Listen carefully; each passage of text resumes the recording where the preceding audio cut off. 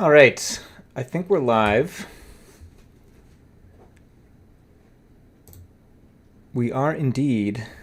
And I think I fixed the lag. We'll see how quickly my the lag. I think I had it set at 20 seconds before, and now it's set to 1. Anyway, sorry, I was just grabbing my tea. And welcome to, I think this is LiveStream number 6. I apologize for the short runway for the announcement. I only posted this a couple hours ago because plans changed, and then I figured I would stream tonight, seeing as I haven't done it in a while. Yeah, feel free to say hi in the chat, where you're tuning in from, and I can give you a shout out. And yeah, let's recap what we've been working on. So for those of you that have been tuning in up till now, you'll know that we are porting the source code for the J language from C to C++20. And yeah, we're in the midst of doing that right now. So tonight we're just going to sort of do a bunch of random things. We're going to work on shape a little bit more. I've been working on that on and off for the past couple days. And it looks like someone's opened a PR. So we will review this from Herman. Nice. -300. This removes some miscellaneous macros and some ARM neon includes. Let's go briefly look at this. Macros, macros, macros.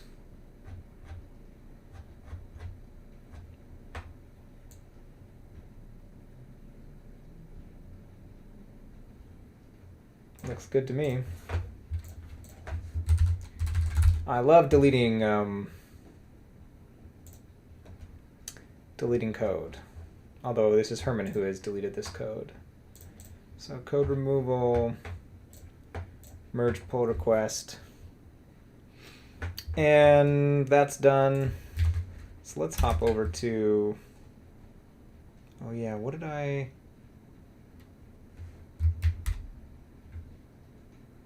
Well, that was not what I meant to do.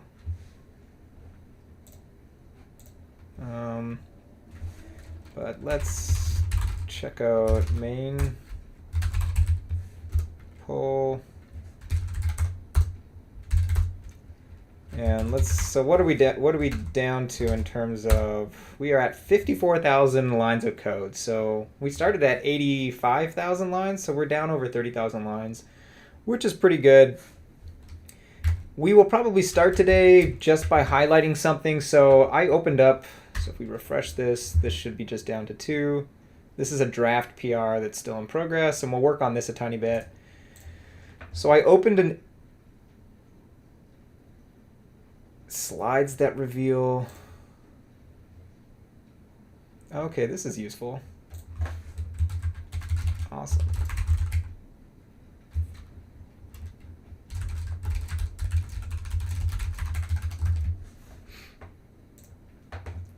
We can actually, let's look at inner product. Whoa.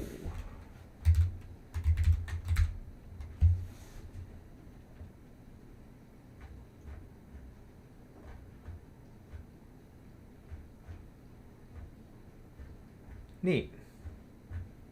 If you're watching this later, Jerhal, or if you're watching it now, feel to leave a comment for what this was for, if this was just for fun. I wonder if it says at the end. Or if it was for some sort of course. 2020, so it was last year. This looks really helpful. Thanks, Jerhal. But yes, let's go back to issues. So I opened this question, and it was basically highlighting that I had reorganized these types.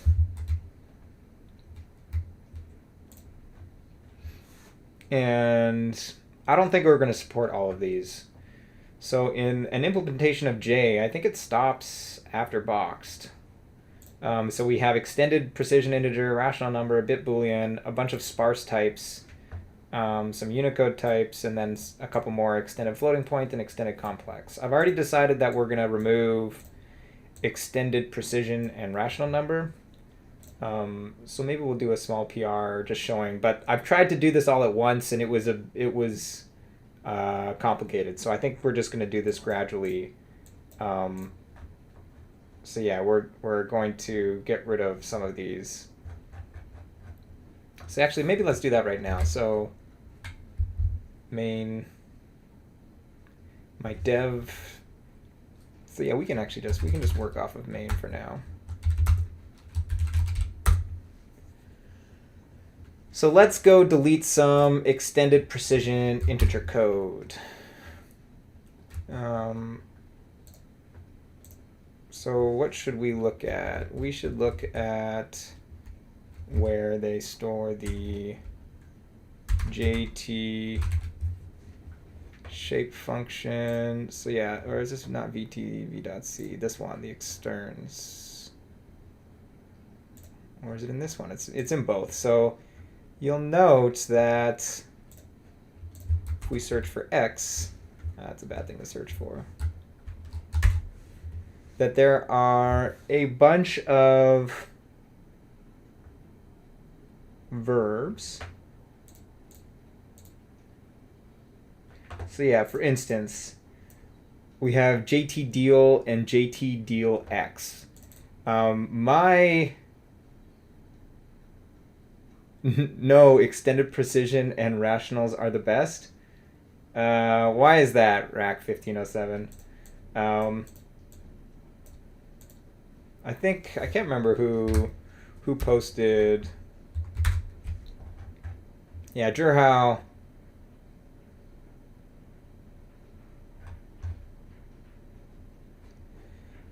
The J engine implements rational numbers by representing big numbers as a list of 10,000 based decimal numbers rather than 2 based. And apparently they're very, very slow. And I think for our purposes, like we're maybe like if we want to support like, you know, big int types, we can go back and add that in slowly. But I just like, I've looked at the code and it just makes it, from what I can tell, unnecessarily complicated. And so yeah, if we take a look at, so my point here being is that there's a number of verbs that have like an extended precision version and then the regular version. And so if you want to, these are pretty easy PRs, I think. You basically just look for everywhere these show up, which typically is not too many different places. So yeah, let's just, so actually I gotta, whoops. So yeah, we gotta go JSON settings, not the file. This is the one we want. Turn this to false. And let's go back here. So technically we could try and delete all 3 of these. So we're in vrand.c.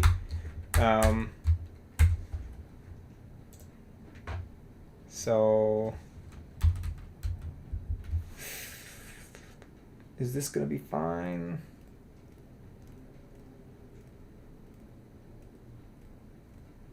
Query dot and query.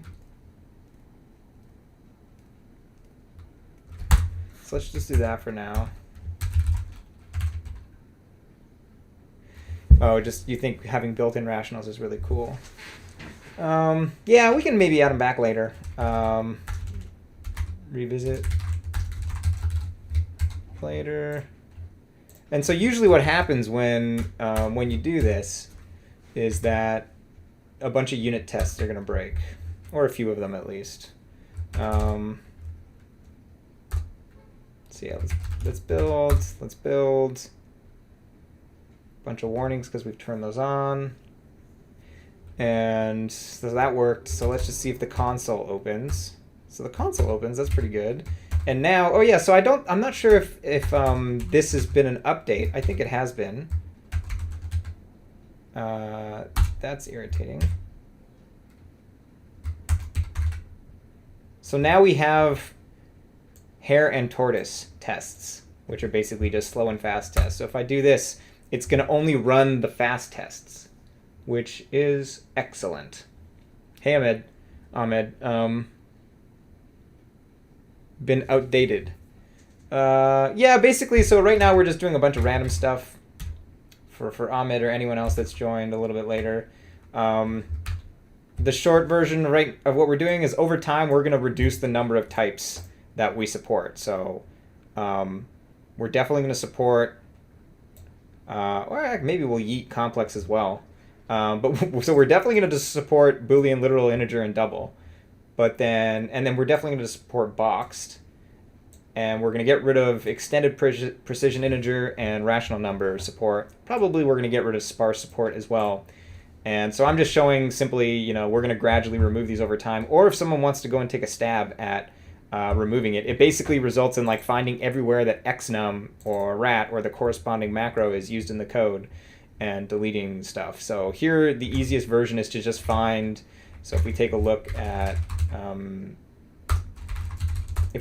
what we've done, we've removed a function that has an x suffix, which typically means, especially if it's juxtaposed next to an algorithm with the same, or a function with the same name without an x, it just means that this is the extended precision version of this function.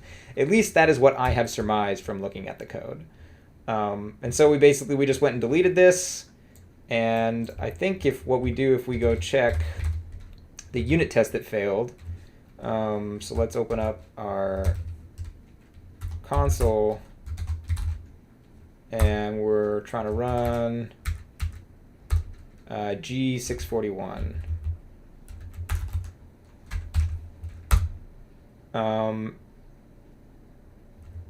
And so this is where, I'm not sure who is in the chat. We've got 10 viewers right now. If one of our resident J experts, Bob or Ken, is here. But this is, I am assuming, deal. So actually, let's just go look this up. Let's go look it up on the J Nuvox site. Because definitely, like, if you recall that what we saw, actually, let's just open another terminal. Actually, we can do this with Control T, right? Oh, I guess we can't right now.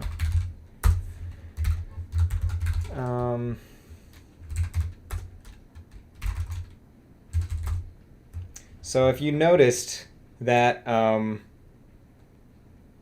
JT deal gets called with query, and then JT deal X gets called with query dot. And I happen to know that from APL, the question mark is role. So I won't be surprised if query dot, which is what we're seeing in the unit test right here, is basically, so we're expecting a unit test like this to fail. So yeah, let's go to JNuvoc and let's just search for this. So yeah, role.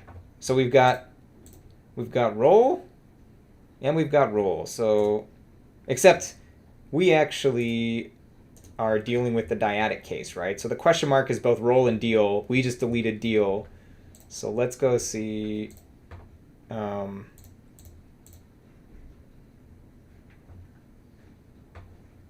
deal with a fixed seed. Behaves like role/deal question mark, except that the random number generator is reset each time is executed. This ensures that any two executions with the same arguments will produce the same sequence of random numbers.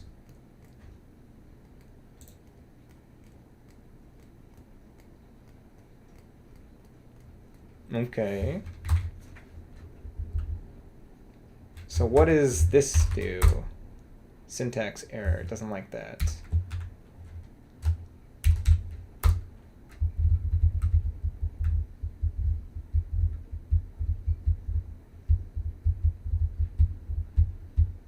So yeah, this is just giving us, so if I just drop this down to 10, it's just giving us 10 numbers. Also, I've forgotten, I remapped my keyboard shortcut. It's Control-Alt-0. There we go. It just gets rid of the windows in the background, so it's a nicer view. So why is this failing?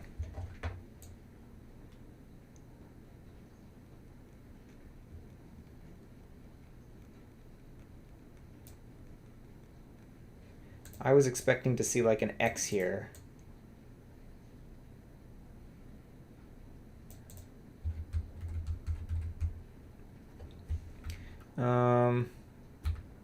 So let's just type out this exact command.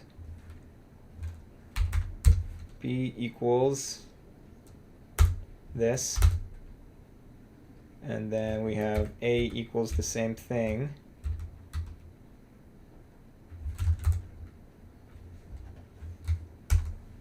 And then we have B, A, B.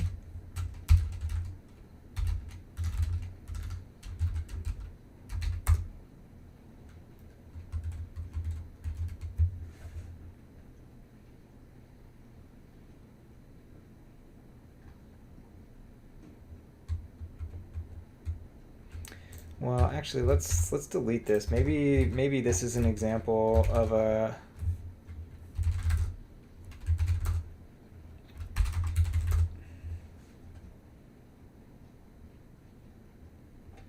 This actually might be an example of an algorithm.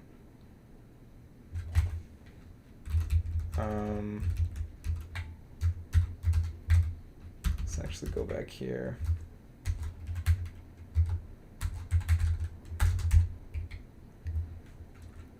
Deal X doesn't show up. Because this actually doesn't mention xnum or rational numbers here. So that's unfortunate. So actually, let's just yeet these changes. And let's go find another X in here. And first check.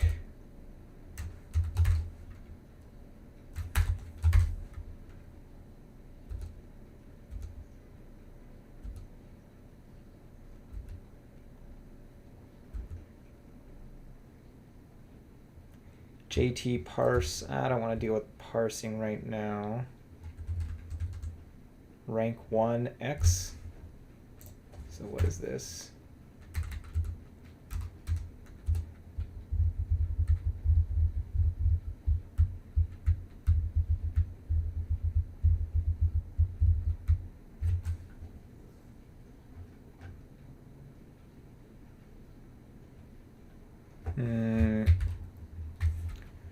Too complicated.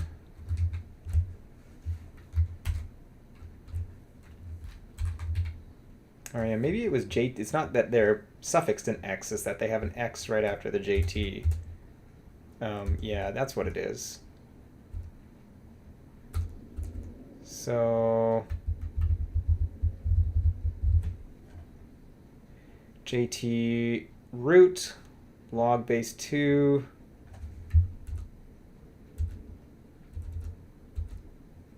Let's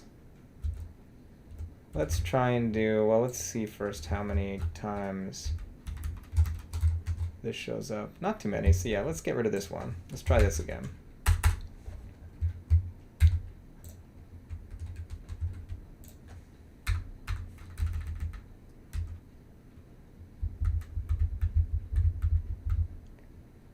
So yeah, sure enough, like this is a classic function. So if you look, it says, if not extended number, which means that this whole expression will be true, we do the following. So we can basically just delete this.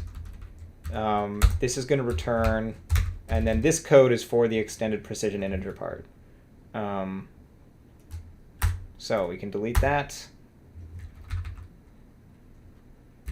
And while we're at it, we can put that on a new line. And we will come back and, actually port this to this. I feel like we've got an extra.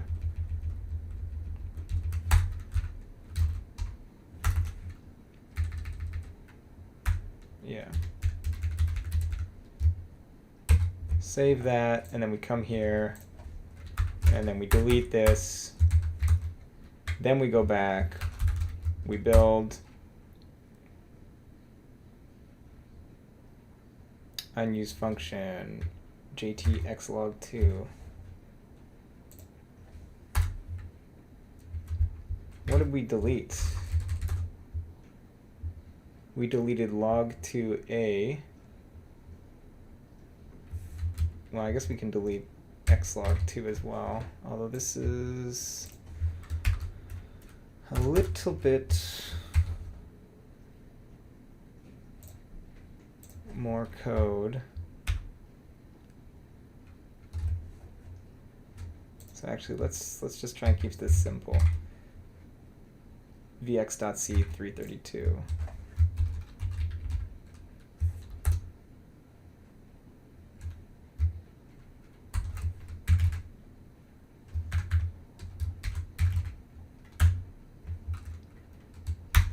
Okay, look at that. Nice to delete that.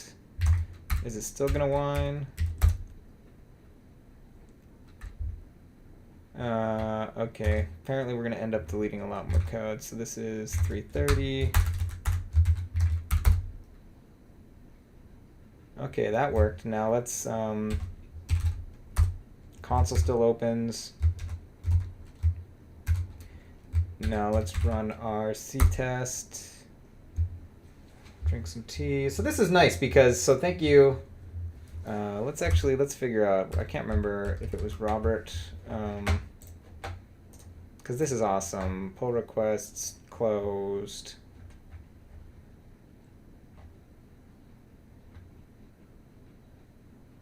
Yeah, it was Robert, yeah. Group unit tests into slow and fast tests. So now basically you can run these two commands and add the -r hare or -r tortoise, and it's only going to run the fast ones, which only takes like 10 seconds now. So I think 10 seconds is a reasonable amount to run unit tests. So sure enough, we've got a failure. We just go up a directory, and we need to run this, and then we need to run GQ201.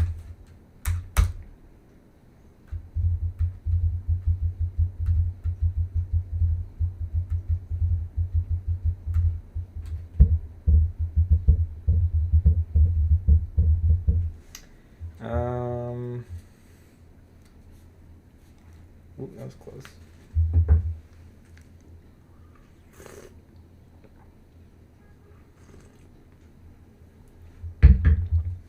So what is breaking here? Assertion failure.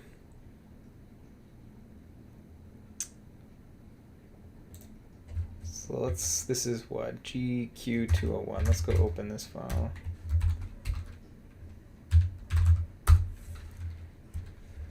That's not what I wanted. And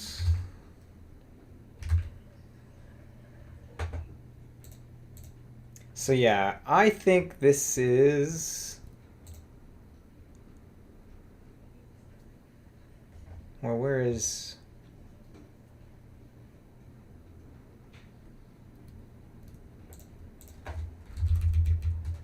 (2hat40). I think that's 2 to the power of -40, is it not? Yeah, so I think, although this is, it's unclear what this is represented as.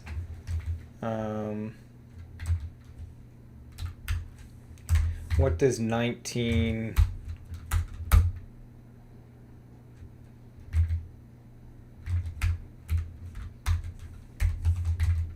(9?19). Yeah, I don't know what that means.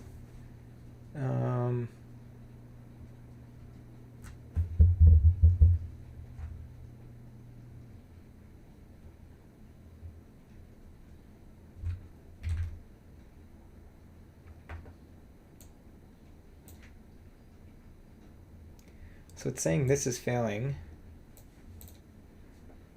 So I think what this means is that y is our parameter and it's 1. So 1 to the power of 1 is equal to 1. whatever the heck this means.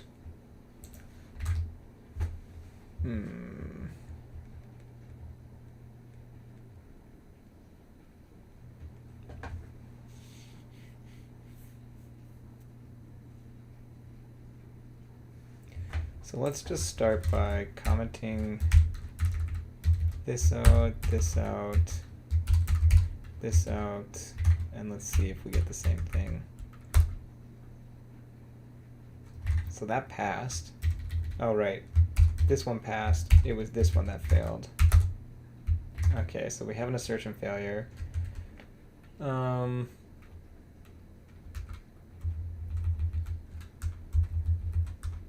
So I think this means that this is an... So if we replace 1 for y, that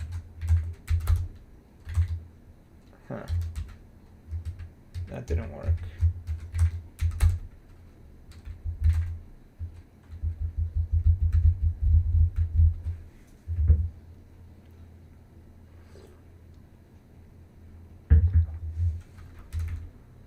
So I think the goal is that we want to be able to delete this.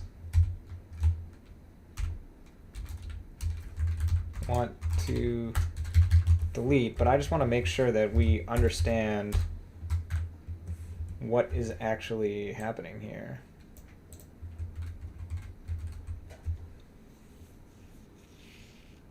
And I currently have no idea.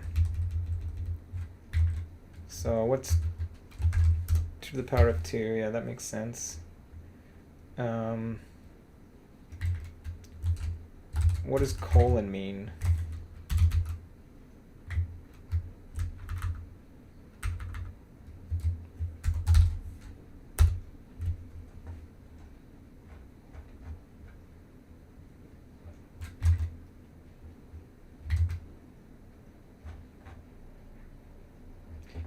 Is definition.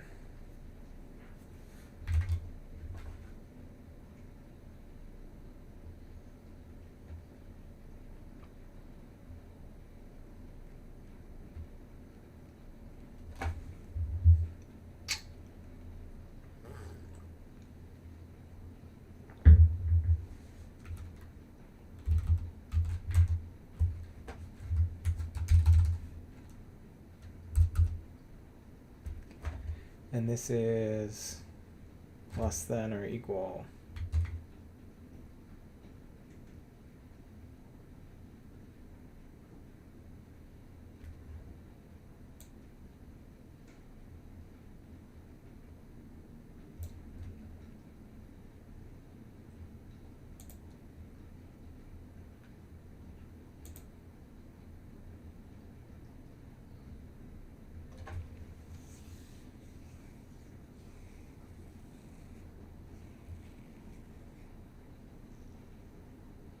Oh, hey, Bob.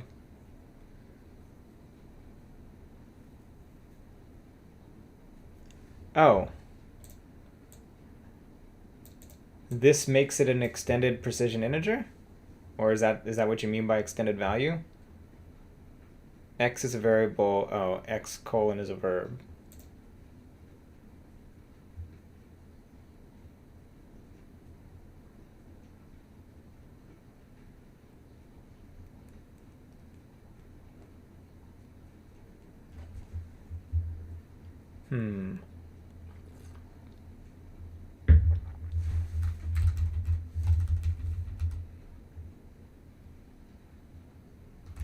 So y in this case is a verb.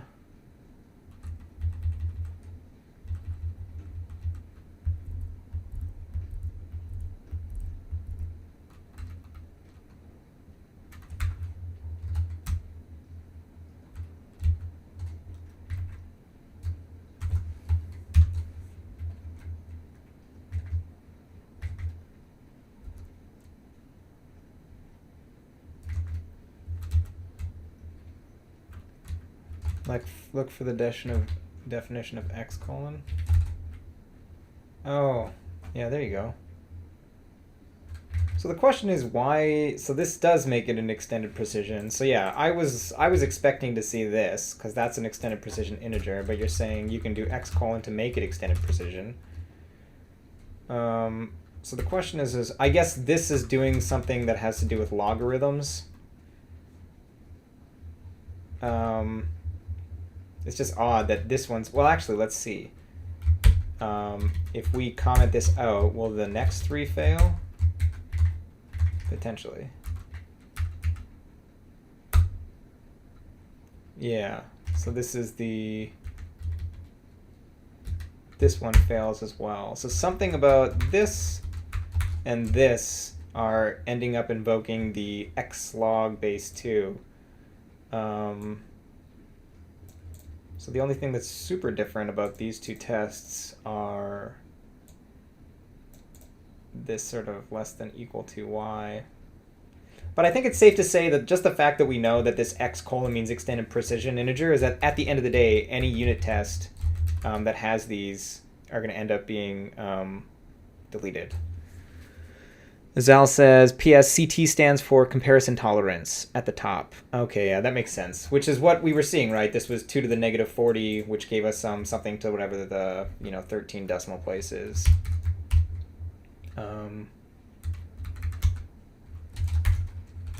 Comparison tolerance. Thanks for that note. So I guess the question is like, ideally we don't want to delete unit tests when we don't have to. So can we just get rid of the x in the 2 failing cases and then have it pass? The answer is no, we cannot.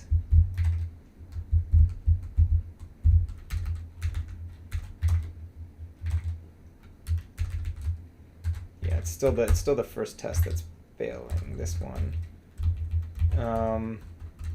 But that's all right, so we can just delete them. And which one's failing now?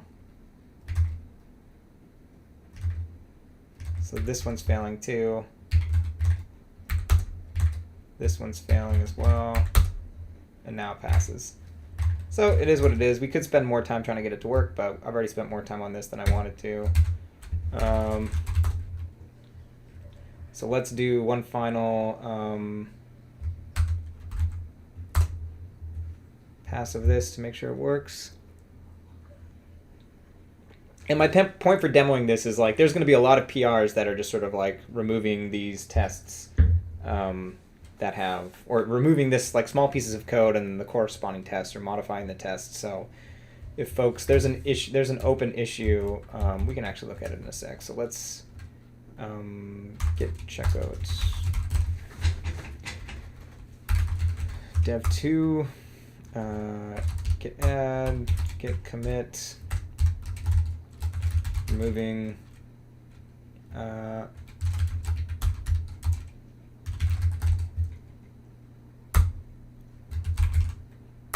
push that, compare pull request. So what actually, we removed what? JT log.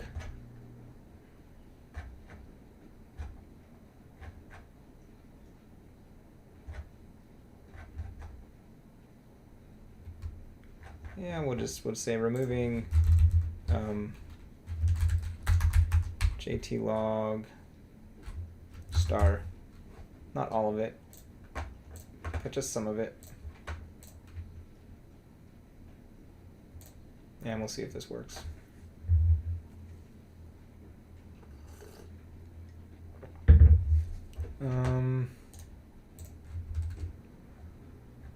So while we're waiting for that, we can, do I have, so we spent, yeah, so I guess I need to go build this.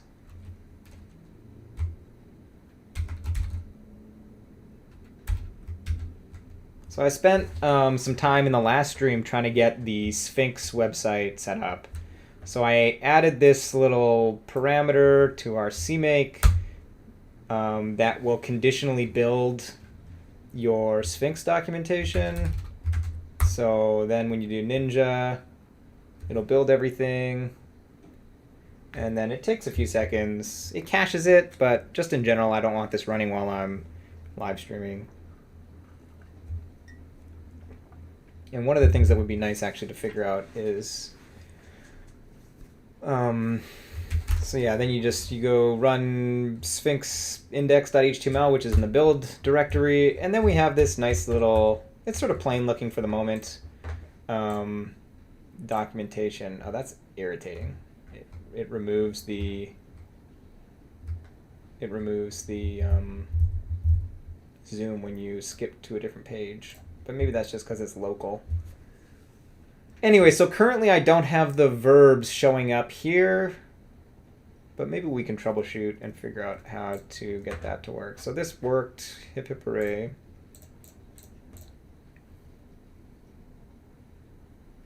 All right, thanks for helping us out, Bob. Even for the few seconds you let us know that X colon was for defining a extended precision int, so that was super helpful.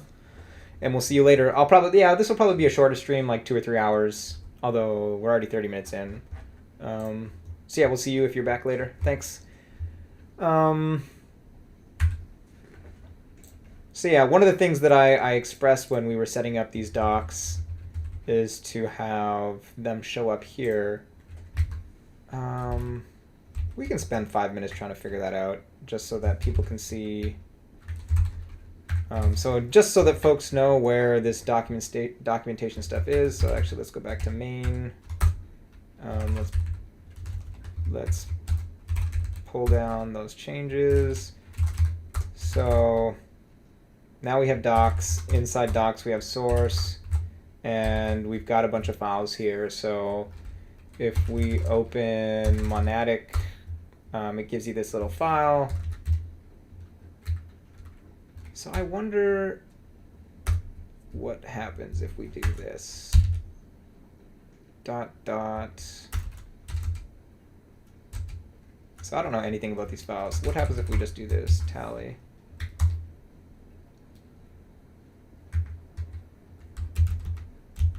And then that's the irritating thing, is I think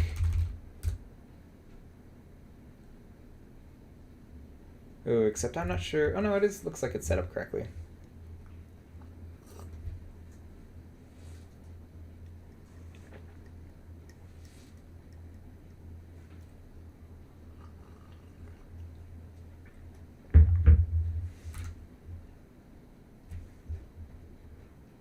Invalid option block.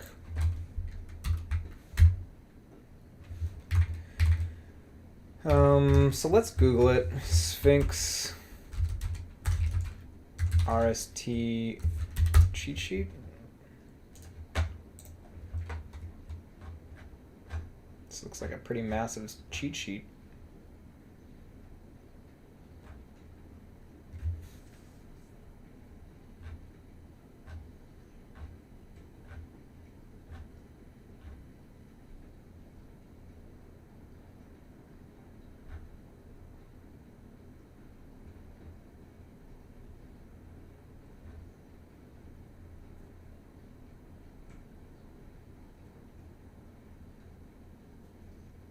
Oh, interesting.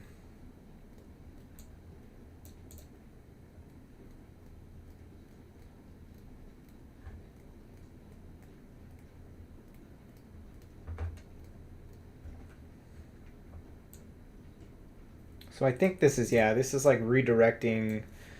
So that's the thing, is that if you look,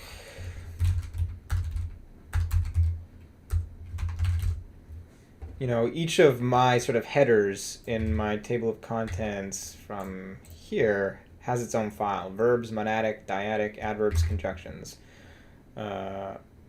Verbs, monadic, dyadic, adverbs, conjunctions. But I want to figure out how to get this to show up underneath monadic without having to set up a separate file for every single verb, because there's no way that's the way it works, and there's no way that I'm doing that. Extension RST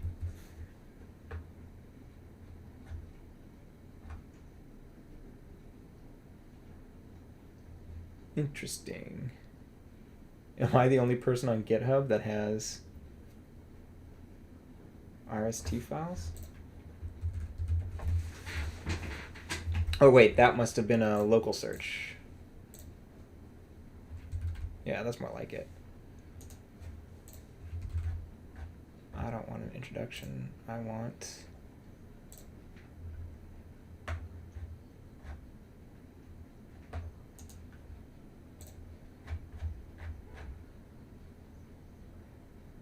Oh, do these actually, these render as Markdown?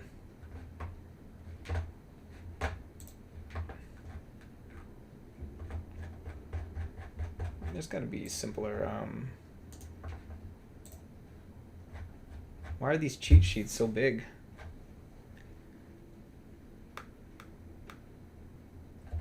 So what are we actually trying to search for? Sphinx RST, how to add a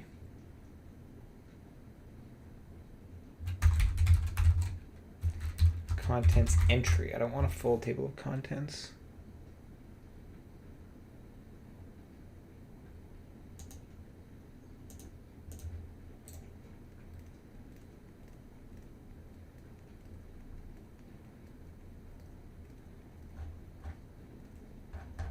It's not what we want. Hey Jake, good morning.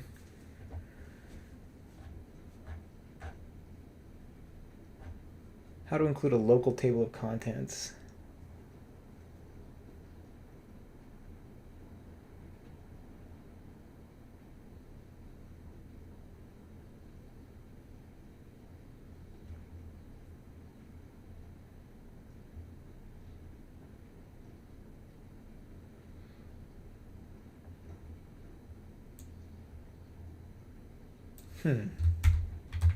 So maybe it's the fact that we don't have any headers.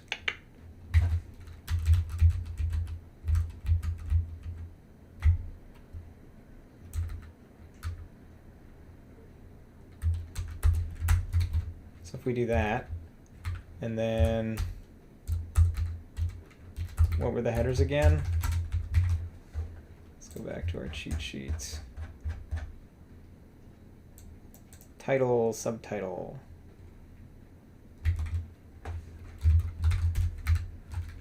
One, two, three, four, five.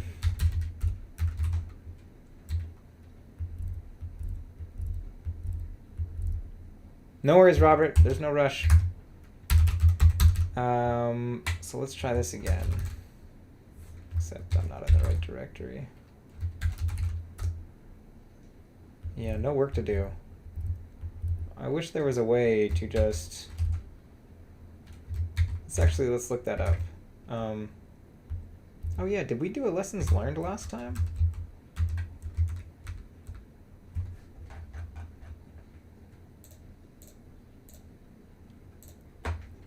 Which is now in the learning folder. So this is number 6, right? We did do one. Okay. Let's, have we learned anything yet? I don't think so. Let's see, how to rebuild Sphinx docs when only a change to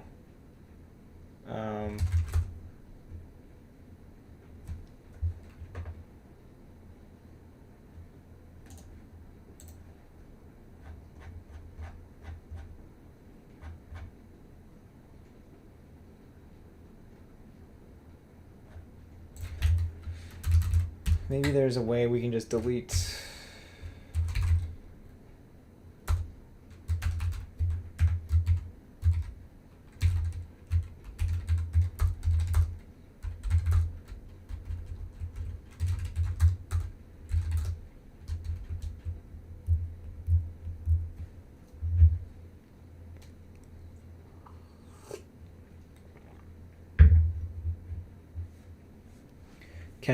I think you're reiterating what Bob said earlier, or are you making an addition that just, yeah, X colon means extended? Potentially you're watching this on 2 times speed catching up. So what happens if I just remove this monadic file? I think that'll work? It does not.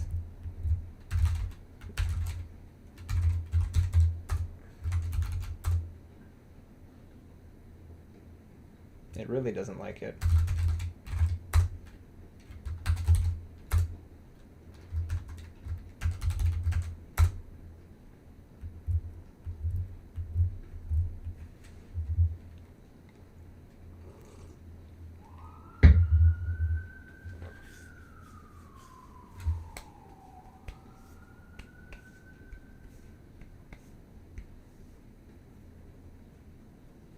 Oh, right. I didn't add it to lessons learned. Yes, thank you very much.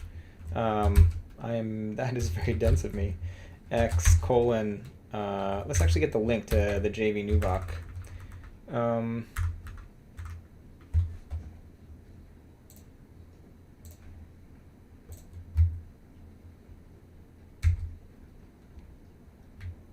Actually, yeah, let's just copy and paste.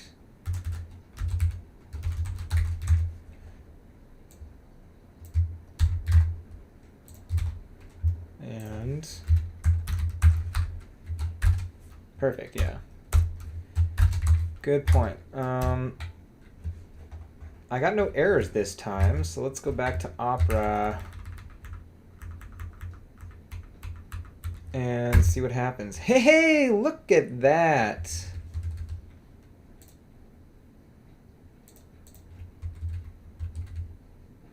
Ooh. All right, bear with me now. Now that I know that this is how this works, this is definitely what we're about to go and do. That is too big. We're going to delete a couple files. Oh, okay, this is awesome. Interesting. Okay, so we're going to delete monadic. So all we want is verbs, and we want, so I'm actually not sure how much of this is necessary. That's going to get deleted. So what we want is monadic here, and we want, what was it? It was equal signs, something like that, octothorpes for a subtitle. And let's actually keep it lowercase. We put this here, and actually we are going to put a to-do add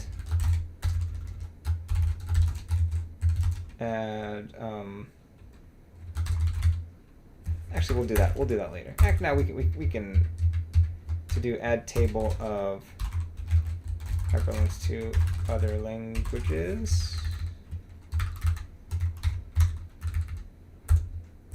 and then we call this one dyadic, and we don't have anything here yet.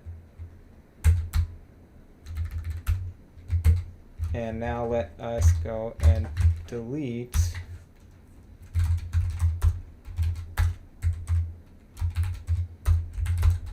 remove monadic, remove dyadic, and of course I've got nothing to do.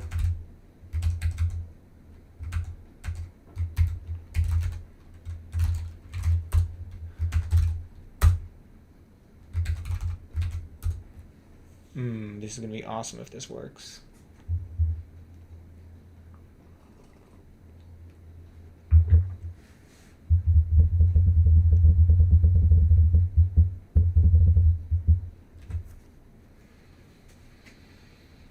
This is going to be awesome. Awesome, awesome, awesome. All right, hit refresh. Ooh, right, because this doesn't exist anymore. Change this to verbs. Dope. And so now this works the way that I want it to.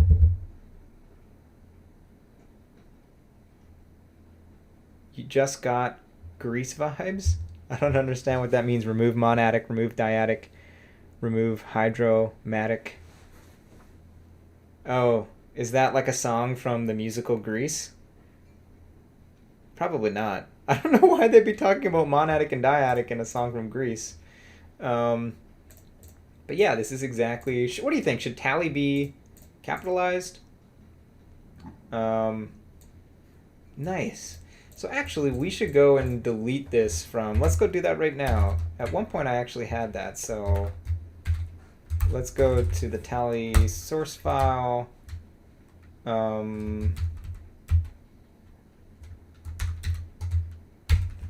Let's delete...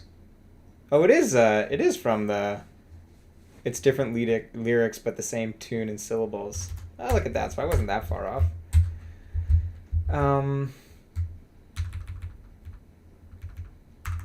Verbs. And so let's go look. What is the syntax for a table?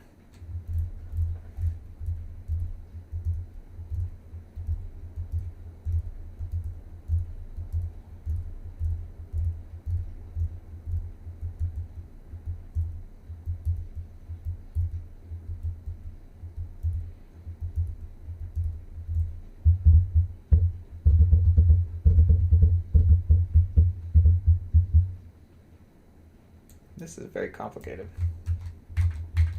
Should we just do simple table? Let's just do simple table.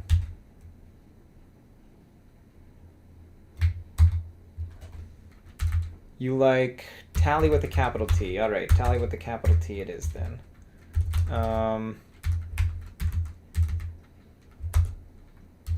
So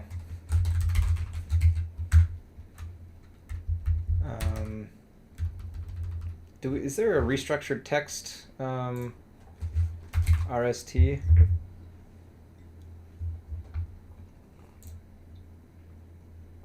$250,000, that sounds about right.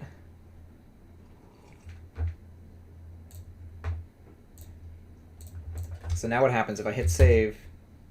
It doesn't format. What if I go format document? Oh, that's unfortunate. There's no formatter. Well, at least we got syntax highlighting. So language, link, name.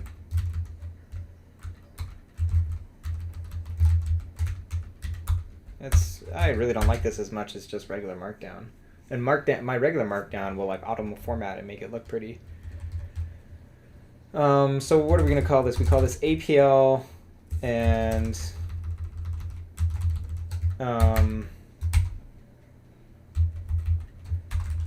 tally, and then we want to link to the micro APL documentation because dialogues is awful.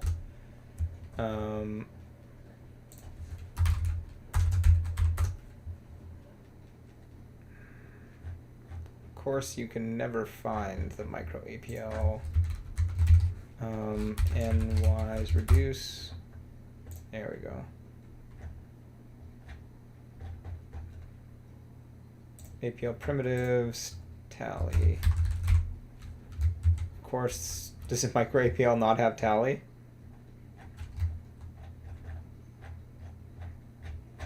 What a sad story. All right, I guess we have to use a dialogue.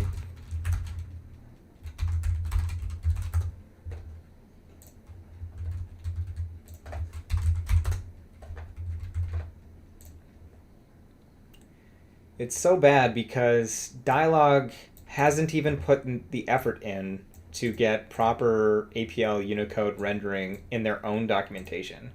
Like it's one thing for GitHub not to have support for tally.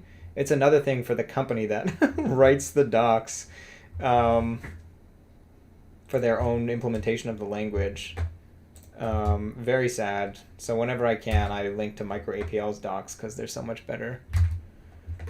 But let's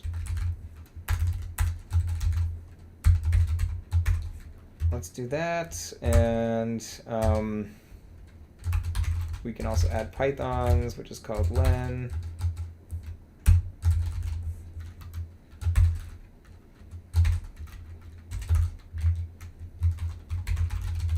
Python len built-in functions. We want this one.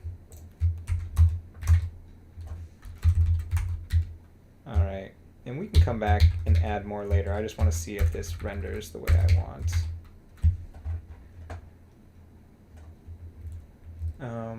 So yeah, let's go back. And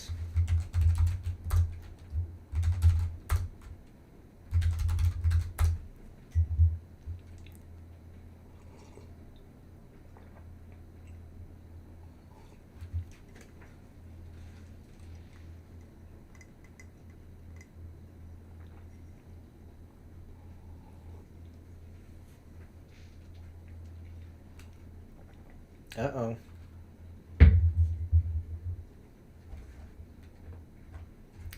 Blank line required after table? Is this not a blank line? Oh, wait, am I not? Do you need to do this for each?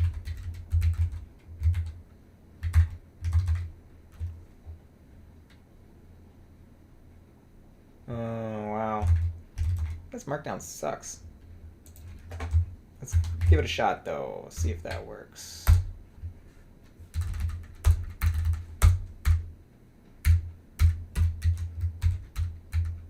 Ah, that's not what I meant.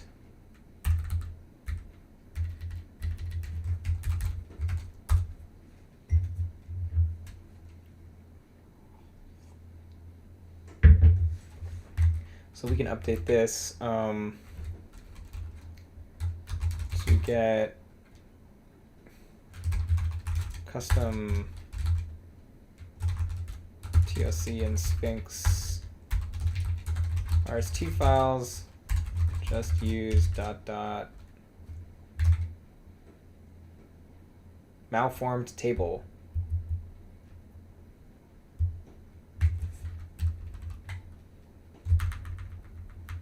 Well, let's see what it does.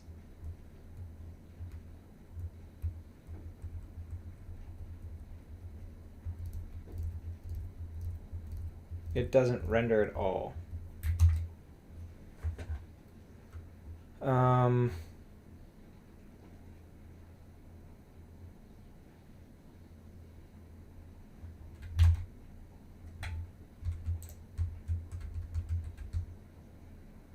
There are several ways to write tables using standard restructured text tables are explained here.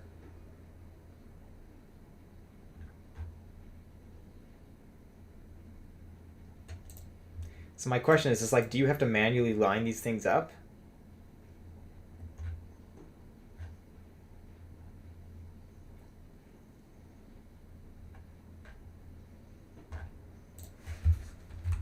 Sphinx.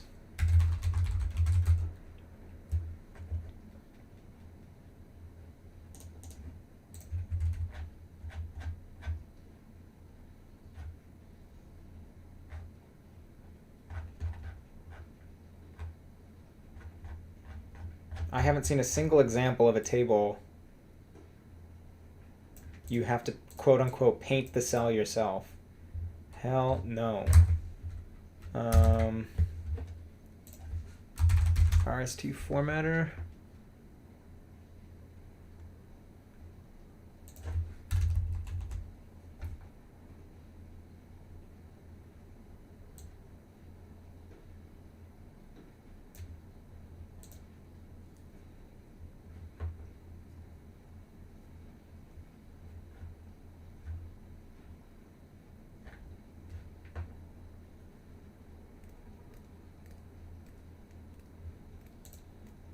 Preview, I don't want preview. How to automatically format RST tables in Sphinx.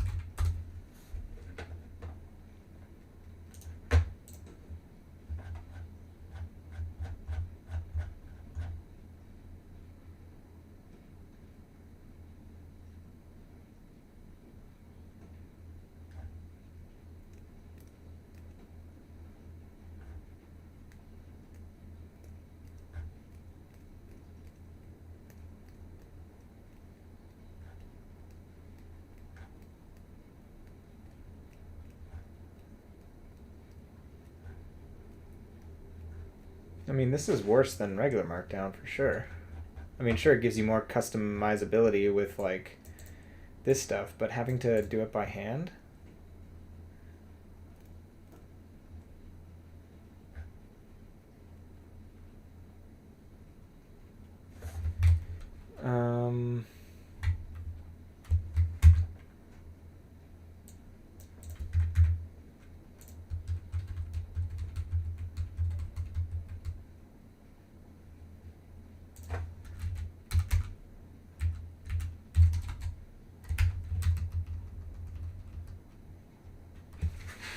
And now that I'm looking at it, it just gives you a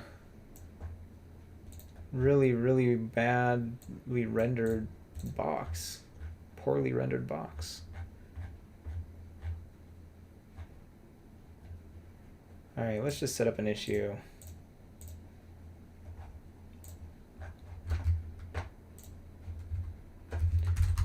Figure out how to get nicely and easily rendered tables in docs.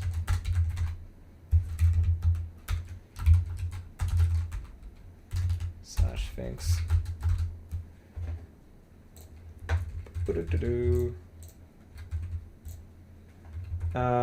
Because there's no way it's this difficult. But anyways, this part is nice though. We've got our verbs now, and this is automatically generated all from a single file. So, wunderbar. Let's just render this once more just to make sure we're doing this right, and then we'll commit this. And then we will go and move on to working on shape, which I've already started. But I can fill folks in, and hopefully we can get that PR merged. So we're 1 hour in. We'll probably do this for, like 1 or 2 more hours. See if we can get that PR merged. All right, so let's go back to this, refresh. Yeah, sure enough, we've got mod attic. Beautiful. So so this will be nice. So one of the steps too is to get this like hosted on my GitHub pages so that people can go and look at it.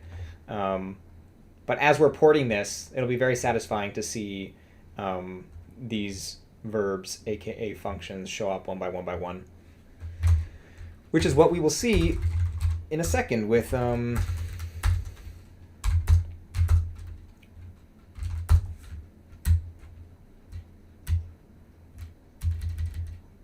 that's fine. So let's check out dev2.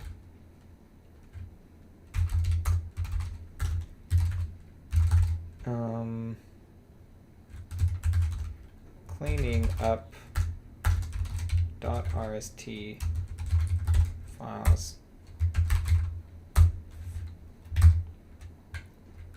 And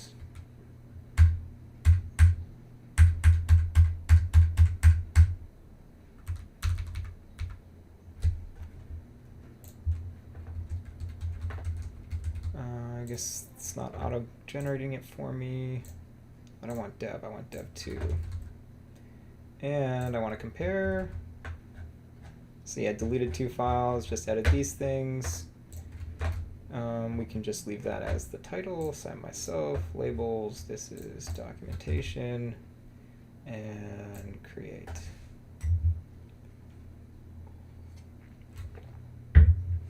And let's go and check out main in the meantime, because we're going to pull this in and then merge it into our dev branch. So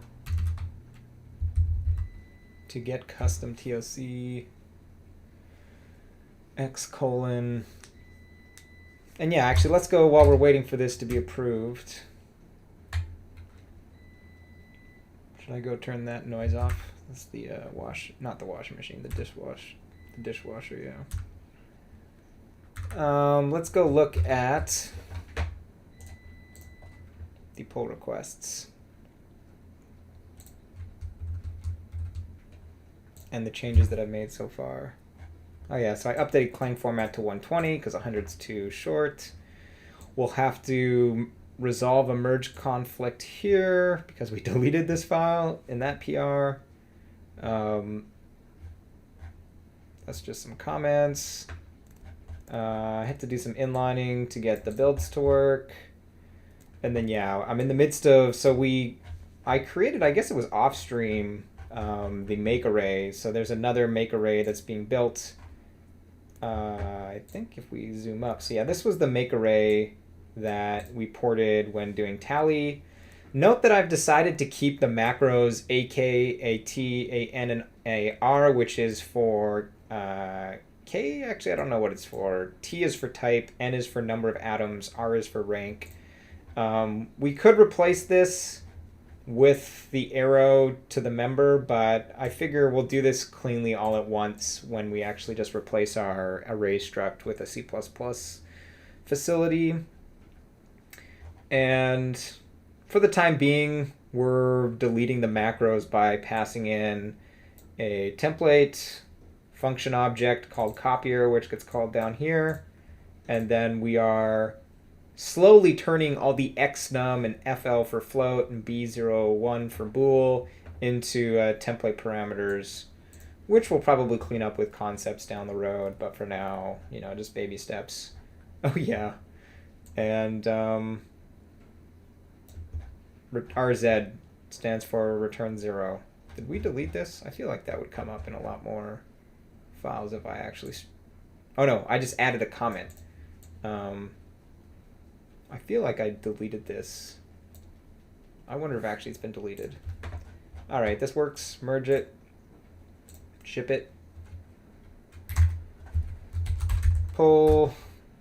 Now we're going to switch over to dev. We're going to merge in changes from main. Note that we've got a bunch of conflicts.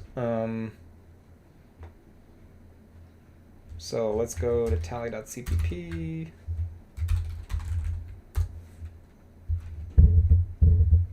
Oh yeah, I was wondering why this wasn't rendering. So let's keep accept. Actually, let's just accept the current change. And then what we did here is we deleted that.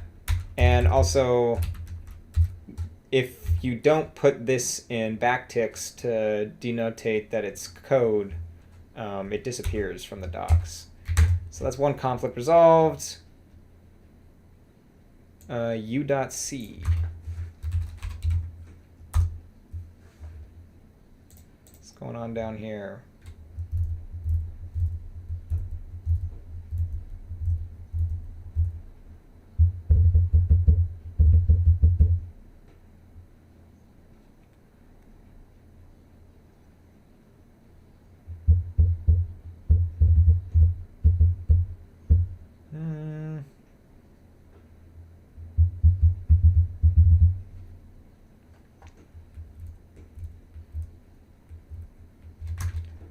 What do we do in U.C currently?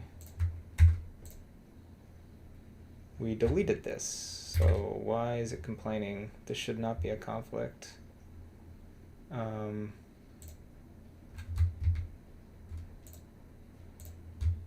don't know why that was whining. And then, yeah, the next one, we made a change in monadic RST.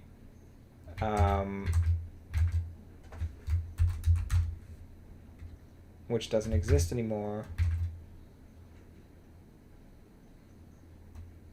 So let's just go and modify the verbs such that we call this shape, and we call, so I think actually if I go and check, we still have this in shape.cpp as JT shape. So yeah, maybe we'll try and rename this in our work right now.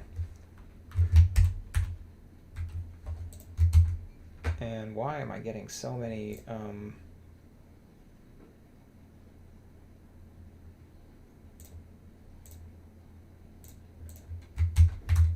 oh, they're giving me a preview engine. Maybe that's what I should do for these. But for now,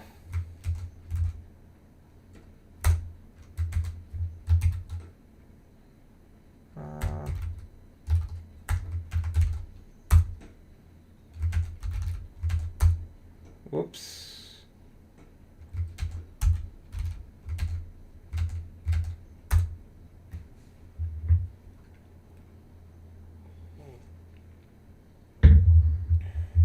Oh, right. Yeah, I in a different PR deleted that macro. MC is a macro for memcopy. Seems unnecessary.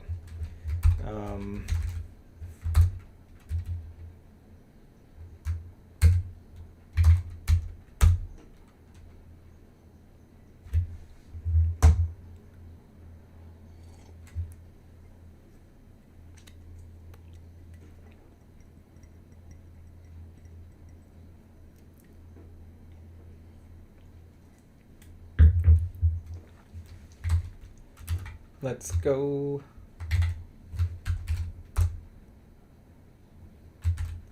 Nice.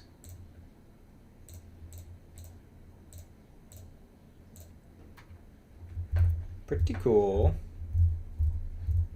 So yeah, we want to get rid of the JT here. But that's good. So now git status, git add, and we're good to go. So what do we want to do next? So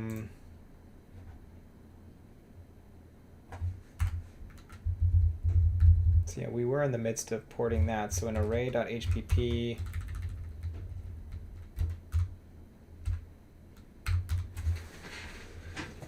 so this is basically going to be where GA is. How come I'm not using that right now? So let's just go see. So actually, we got too many files open. Close others. And we want shape.cpp.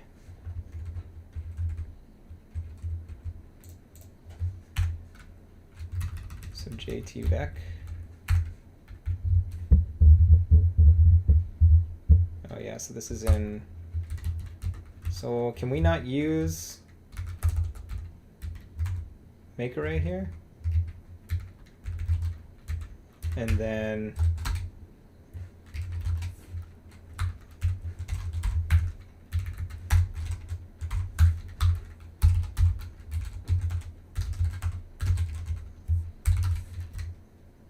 except yeah, we do trailing return type.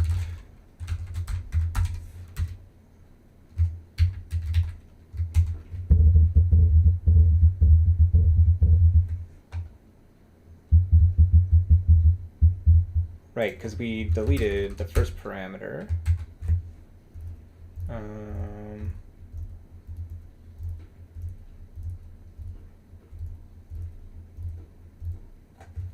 Actually, we don't have at compile time I.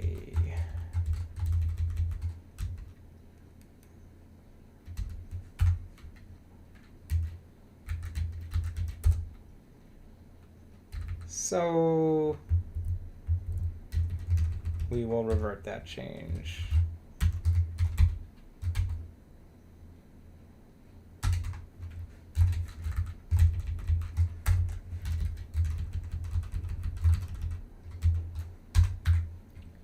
For now. And is it happier now? How many parameters does this take? It takes, oh, JT as well, which we have, so we can pass that. Is it happy now? It is happy now. All right, let me go turn my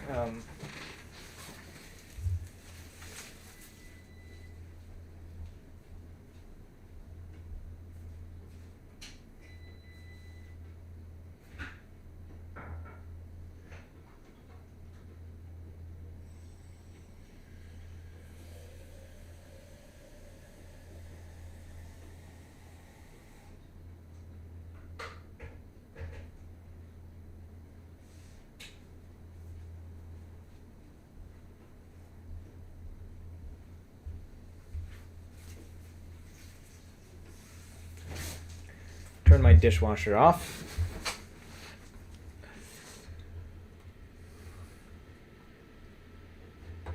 Oh, look, I just noticed this is imperfect.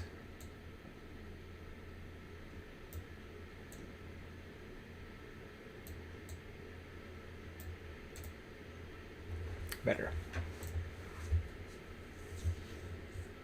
All right, so, and also let's open up our refactorings. So we're trying to get, this is going to be, you know, GA ... becomes make array. See, this is why actual markdown is better, because if you format the document, except I messed up. If you format the document, oh, I didn't close this, messed up again. It automatically like kicks things out. It's very nice. And so what did we do right there? We just reduced scope. Or actually, it was the declaration initialization split.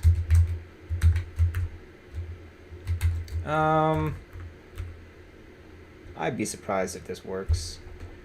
And also, we should figure out unknown type name array. Clang is whining about this. Let's go see if this actually builds, though.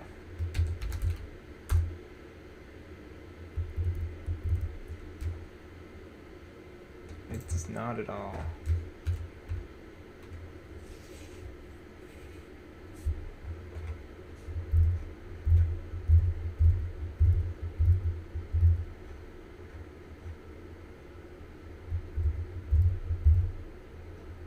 Multiple definition.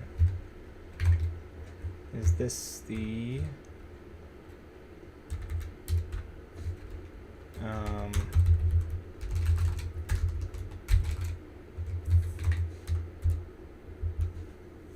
yeah, we'll clean that up later.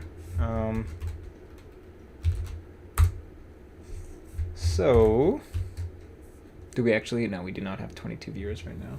That's all right. We're not going to update that. So we are, this is shape that we're doing right now. So shape is $sign. So if we give it a number, it gives us nothing. If we give it an array of 4 numbers, it gives us the length. If we give it a matrix of 3 by 3 of 9 numbers,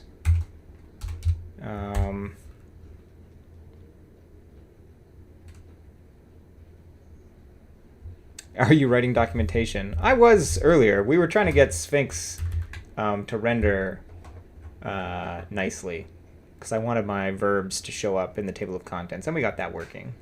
Writing docs, not so much. More just figuring out how to get them to render correctly. And also struggling with restructured text markdown, RST. But now we're back to porting shape, which is a verb for giving you the shape. So I guess another way of doing this is that. So it seems to be working. Can we clean this up more? Do we need to actually return? So this is the thing, is I think this was a macro that I replaced, RZ. Will this find the macro?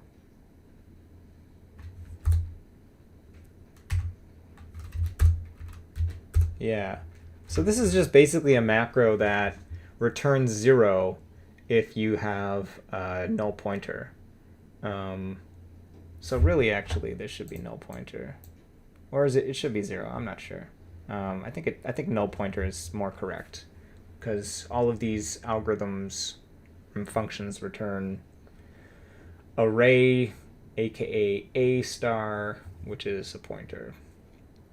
But I'm not sure if it's okay. You know what? I think it should be okay. We could run into problems down the line,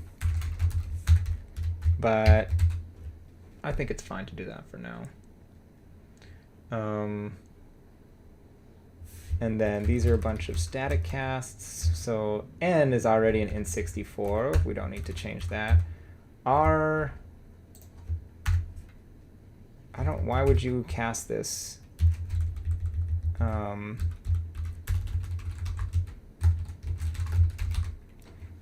int64. And then shape is already in this format. Now this is complaining.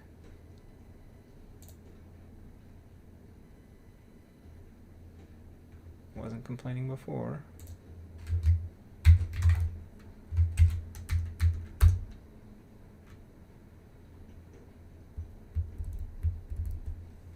Invalid conversion from int64 to I star, aka long int. What? This was necessary?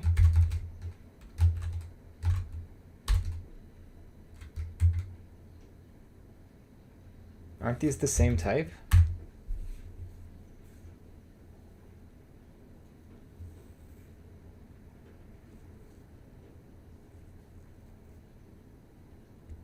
So why is this complaining? This is already an int 64 star.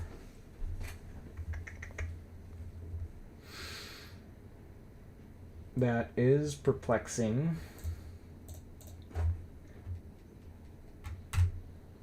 And then this GA is an actual function, which, if I recall, is non-trivial. And m.c is what?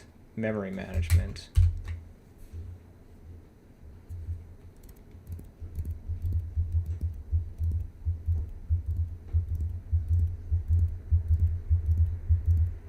Which I'm not sure I feel like refactoring at this point in time.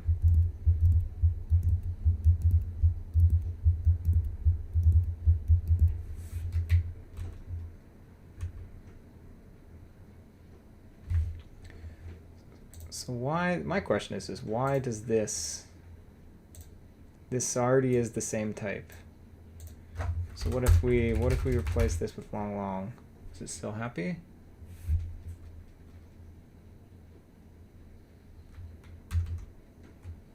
Oh yeah, actually the better question is what if we go long here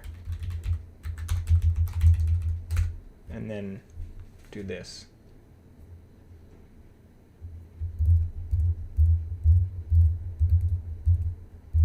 So that's fine. It's just unhappy with the fact that this is an int 64. Now it's unhappy.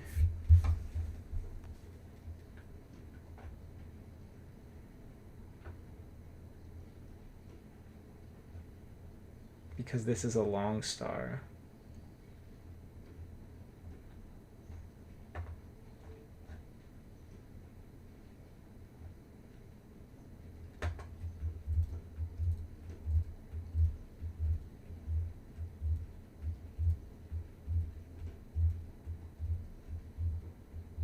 I thought long is my understanding of the C++ type system fundamentally wrong.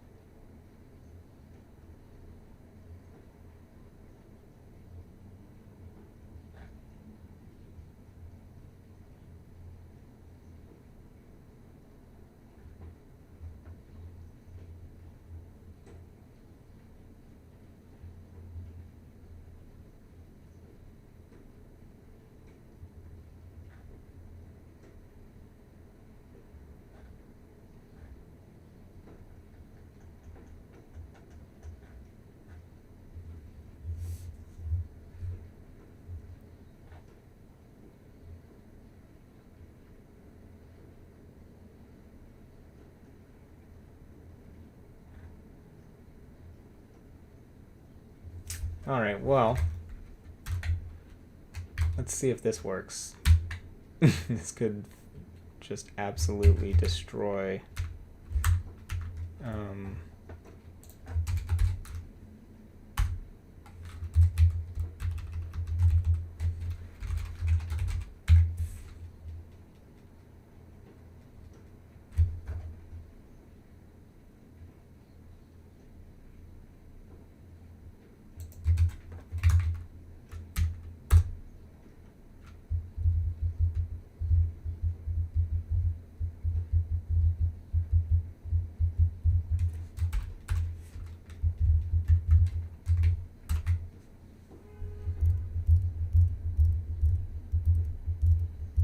FMTI in, what is this, J.H?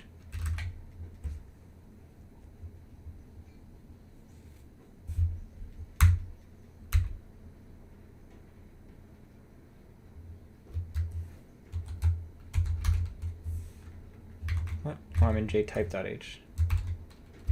And also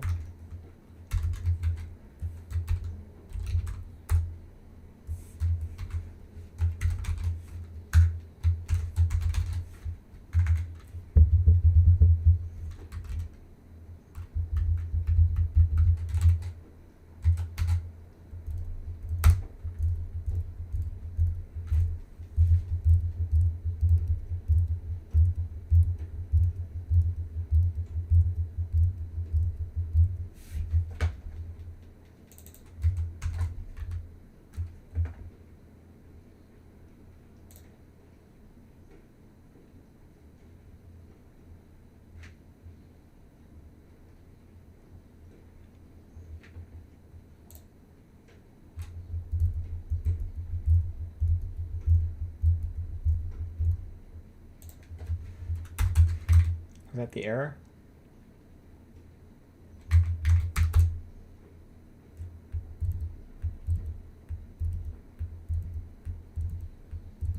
Yeah, this is just going to be a cascading.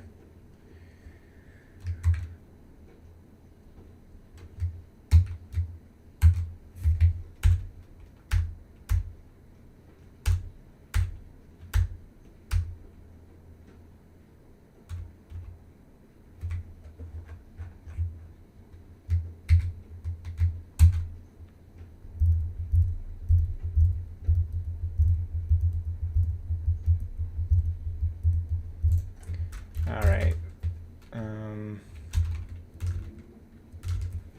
Actually, we'll do this in array.p using shape long T star to figure out how to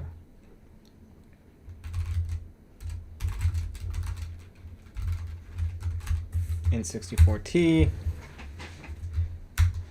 and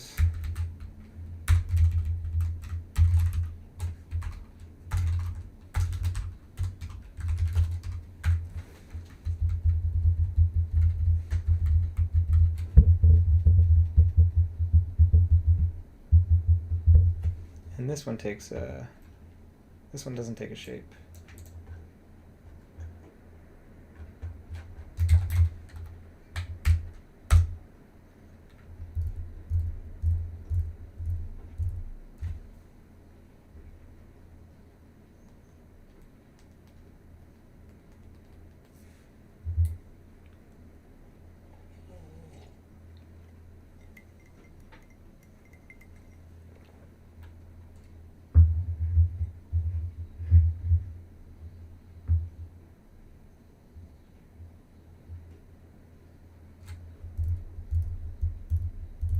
Is this in the documentation? This is in the documentation. That's fine. Oh yeah, let's there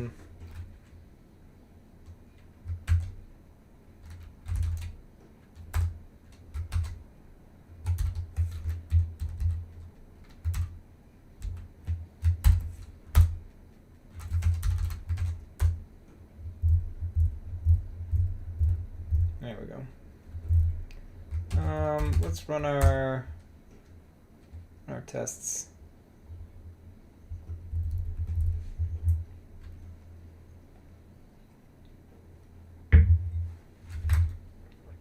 Okay. So we'll refactor that later. It's also unclear why this is necessary. In fact,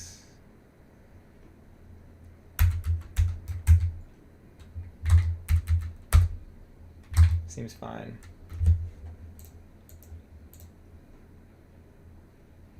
So let's go back to shape.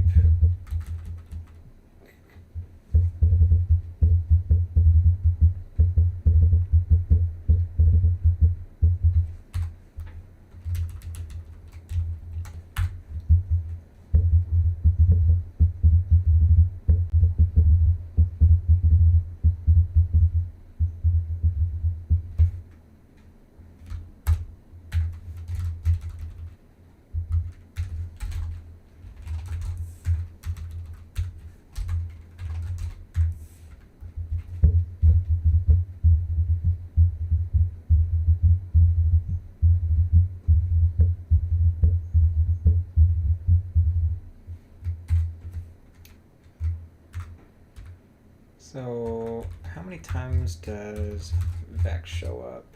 319.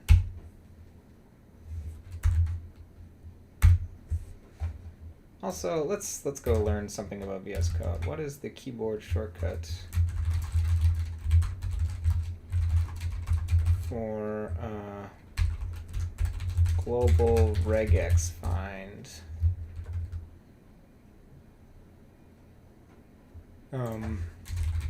VS Code.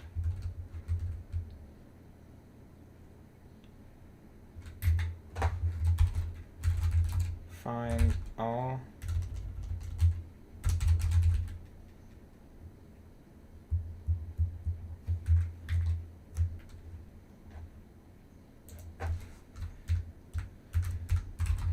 VS Code keyboard short cuts to regex search. Alt R. Oh, beautiful. And does that work locally as well? So if I go Control F, oh, that's awesome.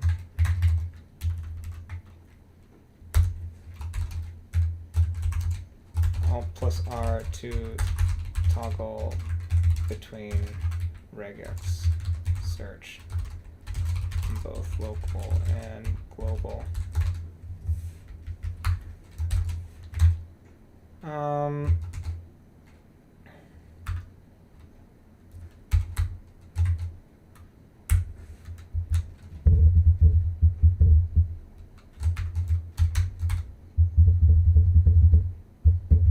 It's actually only 104. I don't really feel like renaming 104 of those right now. So let's go try shape though. 446. Although it looks like a lot of these are comments.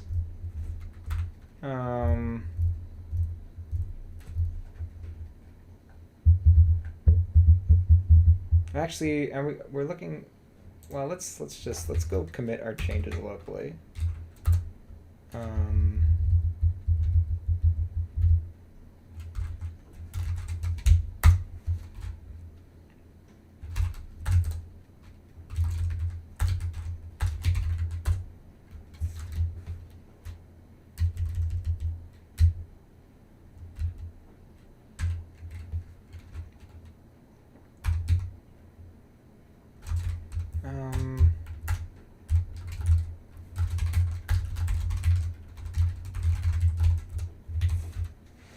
And let's go see if we can rename not JTVec but JTShape. See how much stuff this breaks.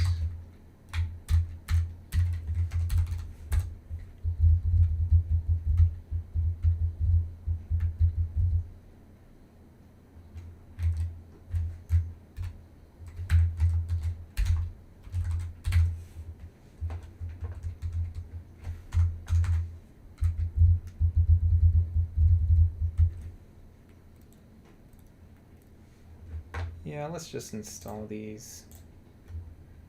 Stop this from whining.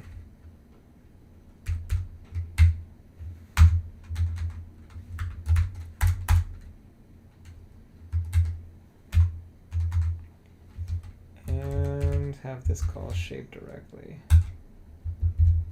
Although we might have needed to keep actually that extern.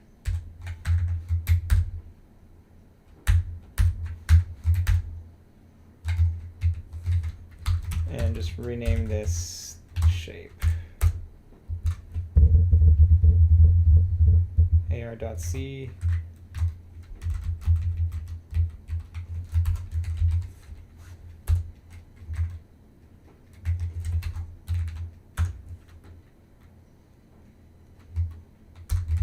So yeah, now anywhere that there's like a shape param, we need to pass in JT to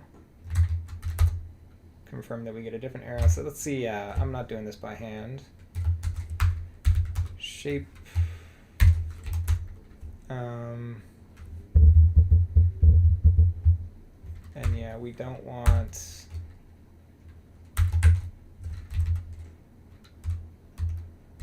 what we want is not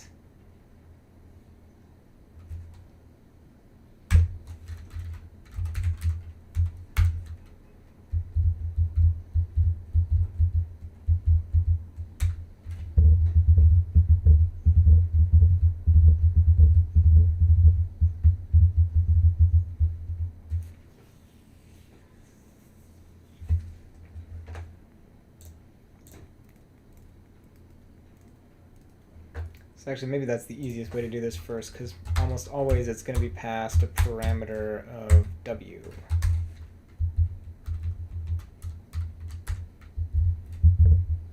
So yeah, actually we can just alt toggle. So yeah, 43 of these, except there's this L-shaped thing.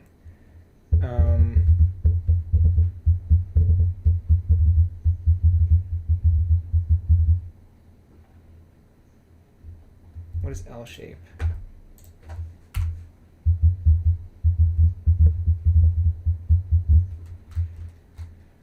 What is L shape?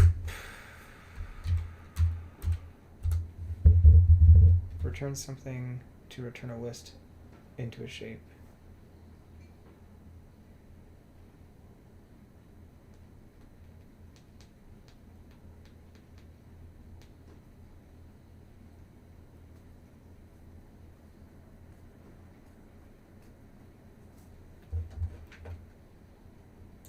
So actually, yeah, I just need to enhance my regex skills. That's what I was trying to avoid, but let's just go and figure out how to do that. So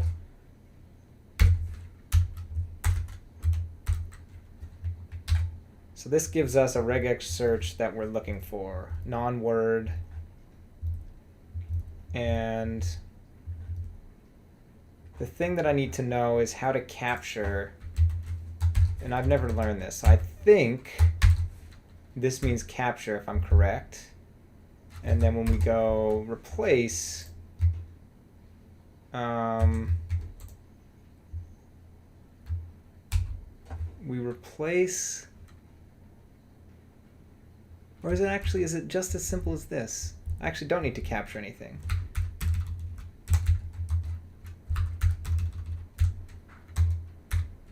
And then we just want to put JT, comma. I mean, we can do this, undo this if it doesn't work.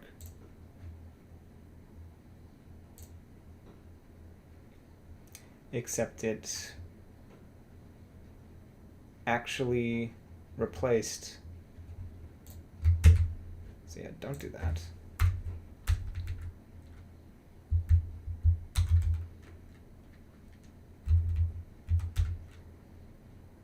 So this is not going to work though.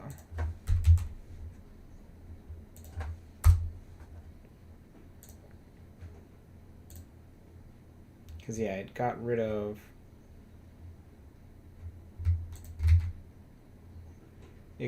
this last thing. So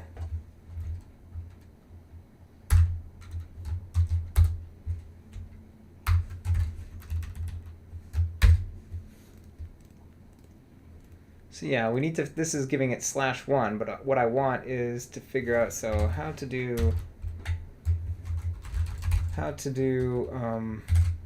regex replace with captures.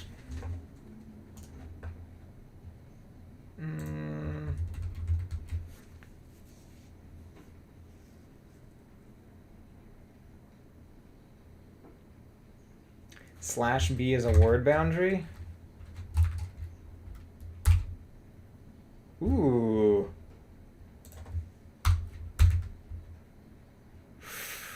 That is exactly what we want. I don't know why I have multiple files changed without having been saved.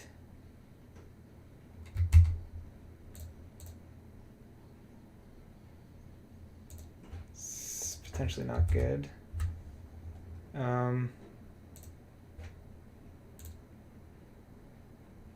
That looks like it worked.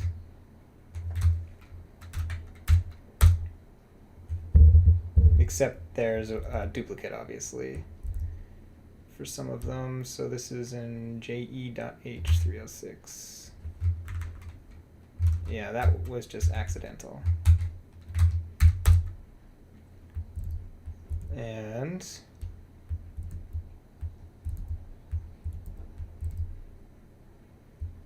I thought you said this was a, so how did this one get replaced?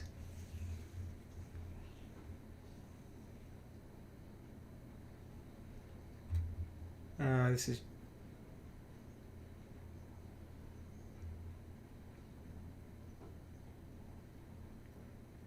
wait, this one didn't get replaced.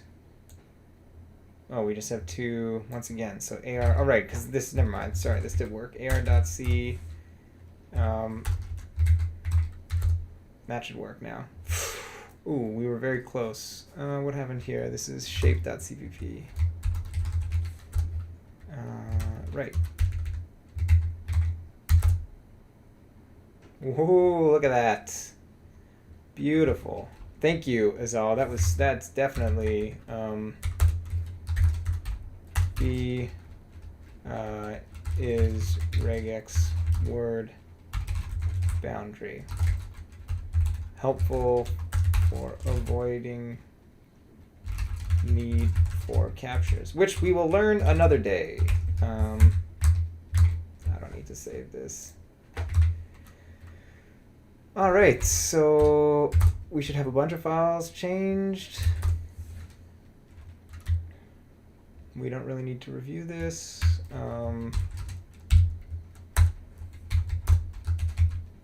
Rename JT shape to shape.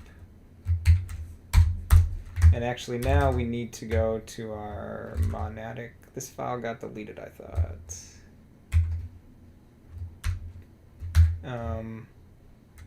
And this becomes shape now.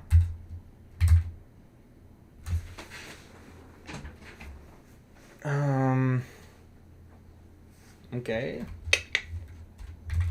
Actually, so do we have now Sphinx preview?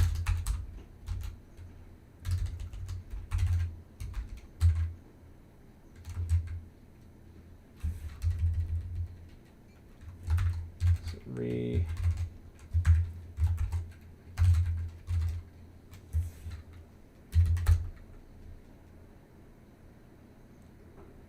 okay. We'll sort that out later. And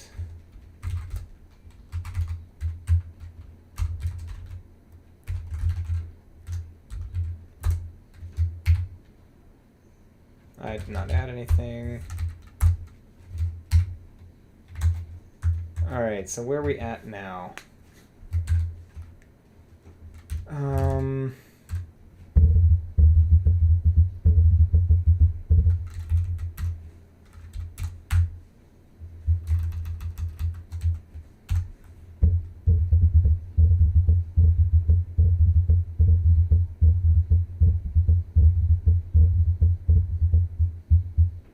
I feel bad actually because earlier I changed our template parameter, I believe. to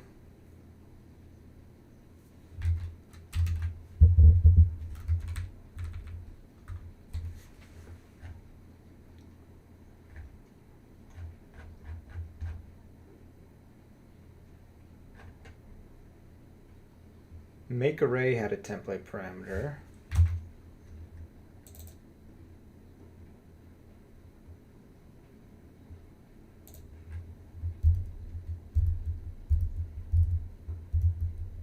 So really we should templatize this. Let's give it a shot.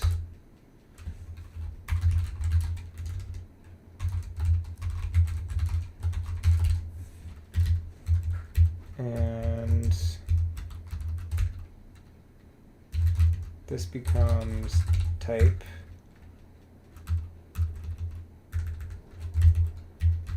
And this becomes to C type. And we're going to actually, let's rename this to J type in a sec. C type's a bad name.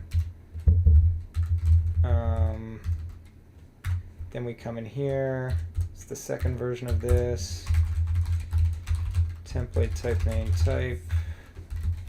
Once again,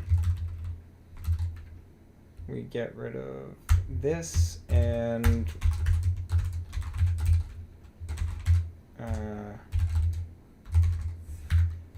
because we have not refactored get array, JT get array. We're going to leave that for a different day, because then ideally this will be templatized as well. So we come back here. So wait, did I save that? So yeah, save this. So let's format this document.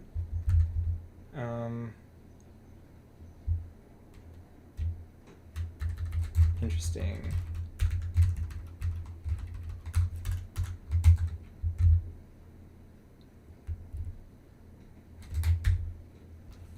Save this, format this document.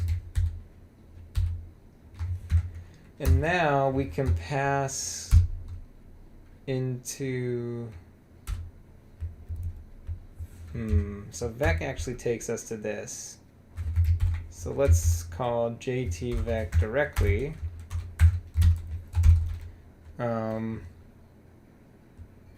Which now I can pass an N64T.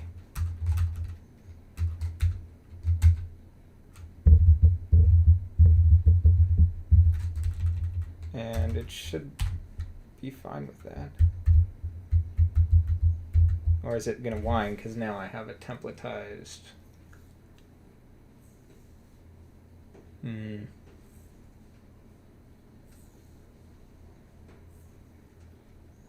Version of this.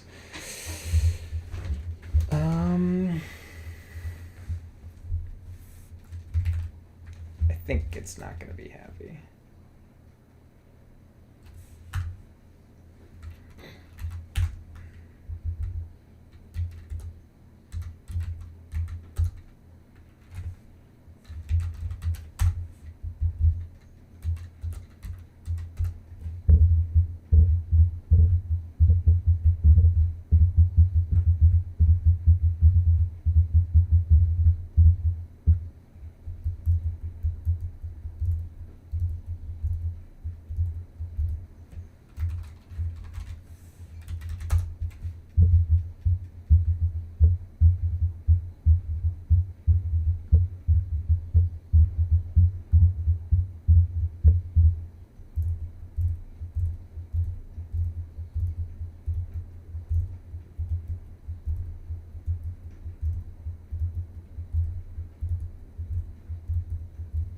Maybe what we can do is we can bypass this vec and just call make array. Because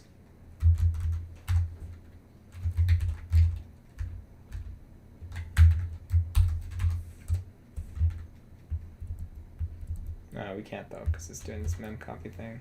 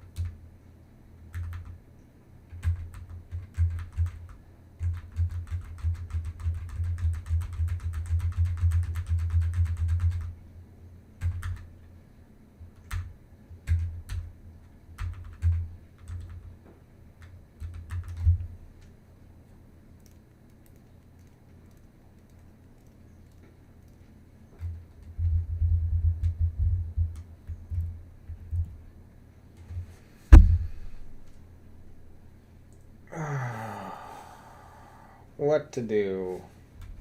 Should we give up on this temporarily?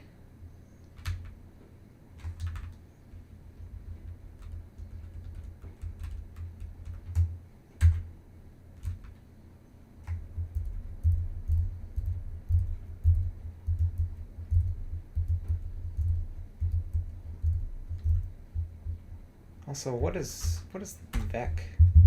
They've got vec, they've got GA.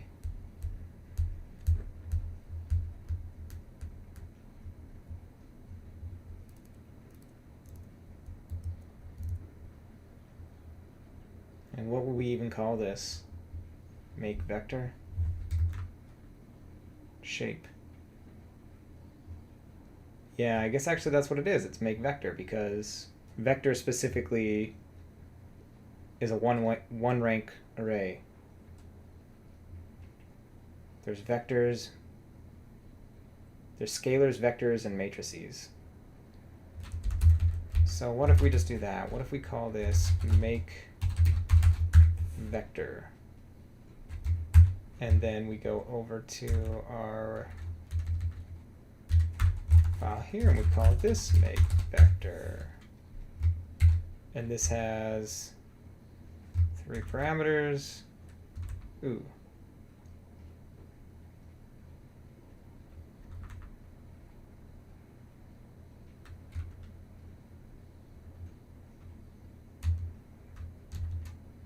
We're missing JT here.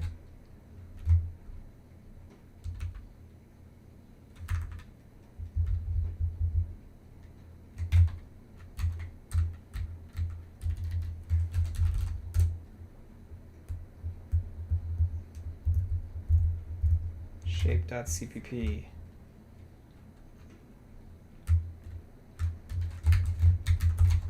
Of course. Oh, except why is this a CPP file? This should be a header file.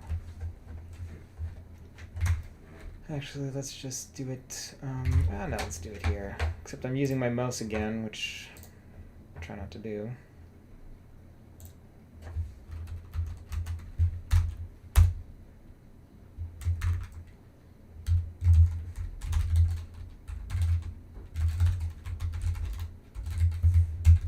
So I guess previously I wasn't even picking up this file. Womp womp.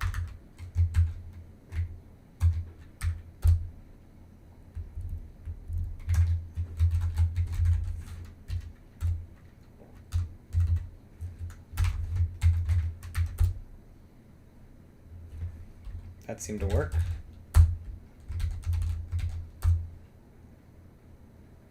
I don't believe that that worked.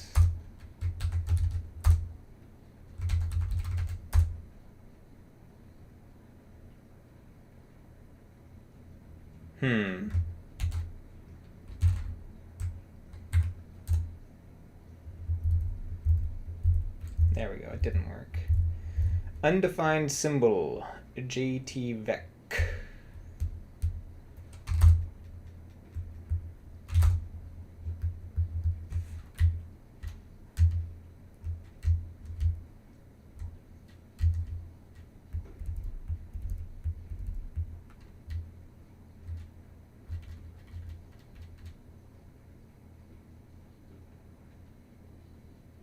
Maybe coulda x10.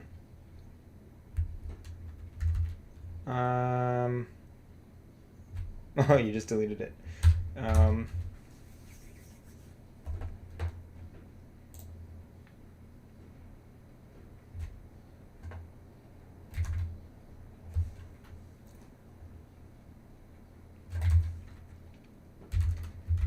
Well, let's push the changes that we have right now.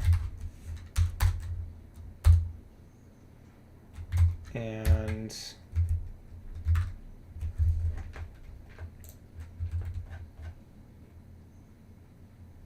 source files.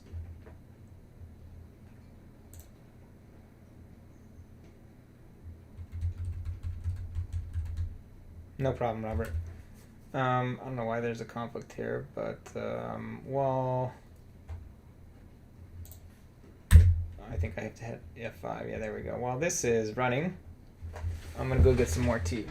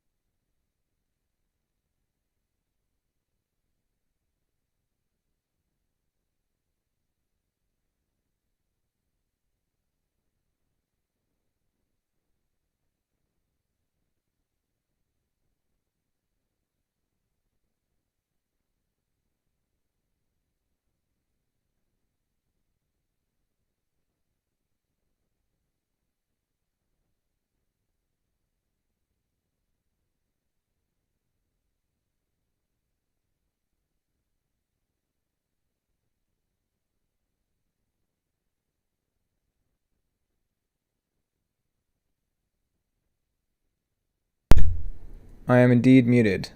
Thank you. All I said was Lady Grey, the best tea, obviously, and that's not good. So the failing builds. Rename utilities. Interpreter utilities.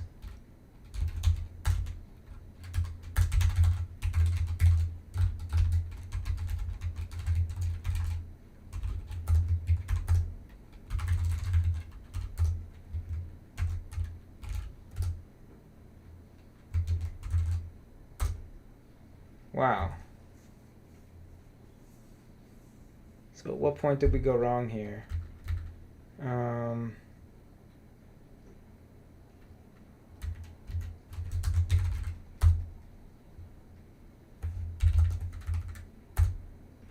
Oh, so we're still on the same problem here at JTVec. So we can pop stuff. Let's just go figure out what's going on.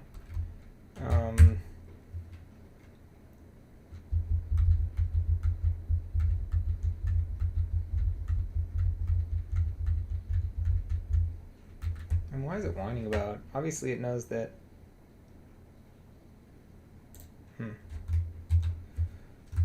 So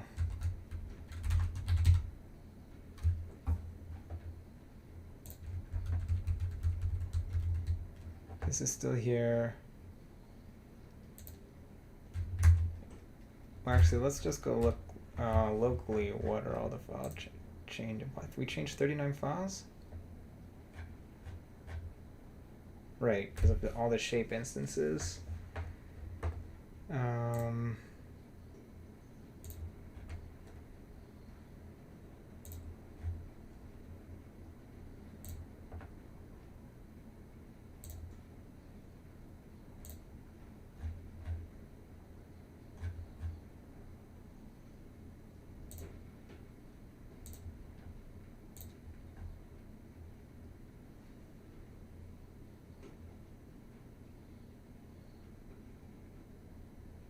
Did we not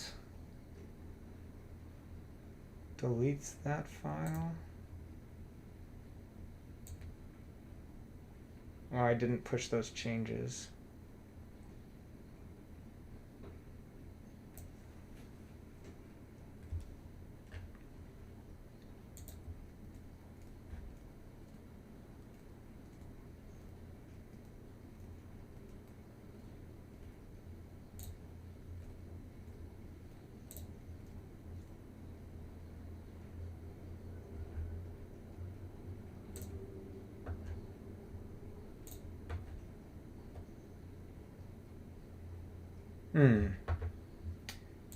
So we did delete this. That might be the issue because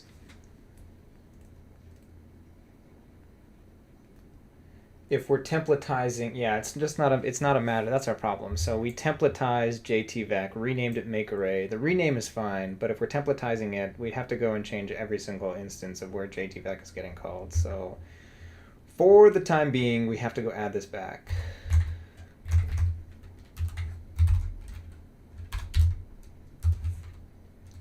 And this was line 250.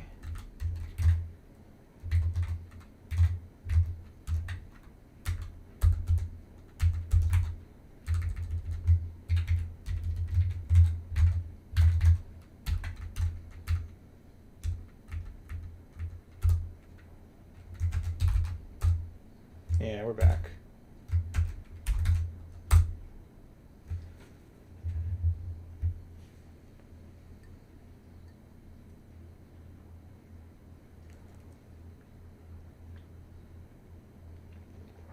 Yay.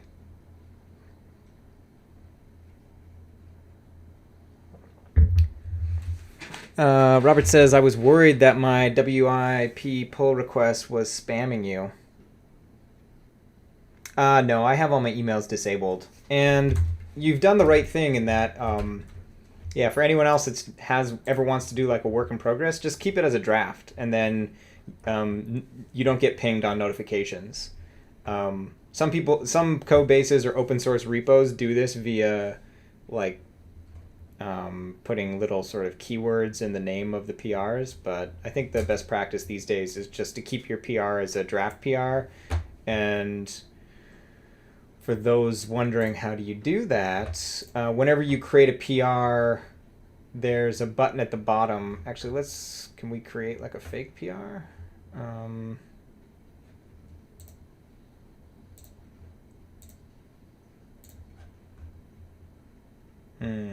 Well, usually there's when you create a PR, there's a little button that says create pull request, but there's a little arrow next to it, and if you click it, a drop-down menu shows up, and it just says change this to a draft PR. And the way you can tell is that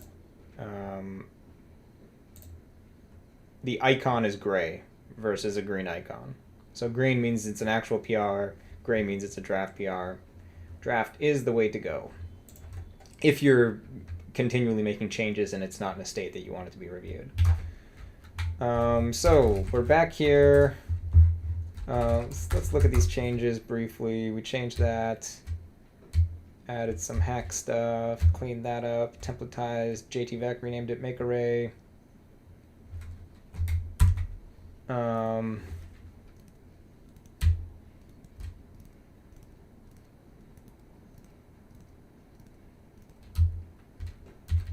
Let's go delete those extra spaces because that irritates me. So that's in u.c.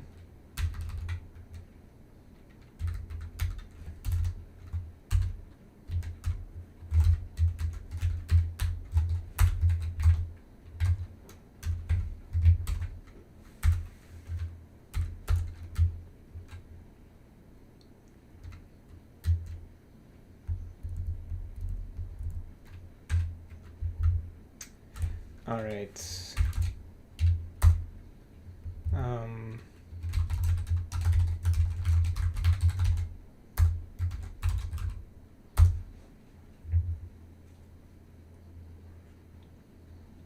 We're just over 2 hours. I sort of want to port another verb. I know this isn't in the super best state it could be in.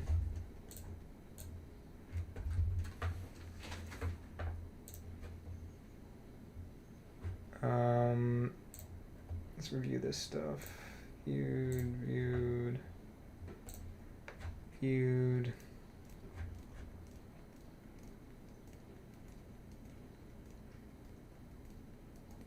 Also, I'm not sure why vec would be in interpreter utilities.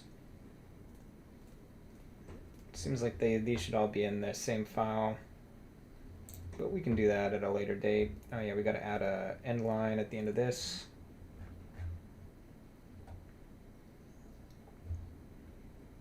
Seems like we accidentally deleted that, but that's fine.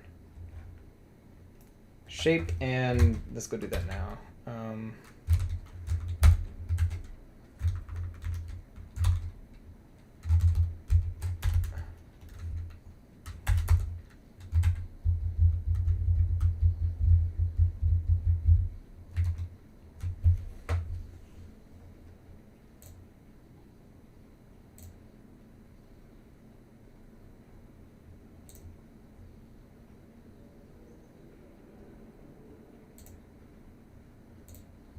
I think the rest of these are just the shape JT replacements.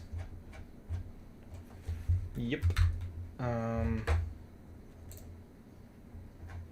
This is still building, but we can go push.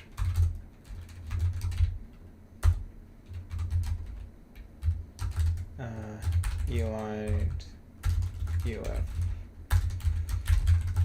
blank lines. Yay, those pass, so these ones should pass as well. And then we'll merge this. So still a lot of work to do, but I'm bored of working on it. So let's go try and find an even easier verb and see if we can port it in the next 50 minutes here. And that's the thing, is as we are getting better and better, like, so once we have more and more things in our sort of refactoring file, it's going to get a lot easier. So like I need to go fill this out, but I'll do that later. Or should we? Nah, yeah, I'll do it later. Maybe I'll do it as a part of the next PR. But the goal is like once we know how to port all this stuff, it's going to become a lot easier. So while we're waiting for our build, let's go back to v.c. So we've ported shape, tally, like 70%. I think rank, because we already have SC is, we already ported this, didn't we? I thought. It was make scalar or something like that.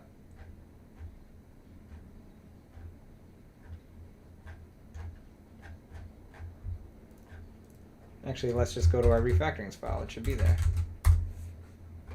It is not there.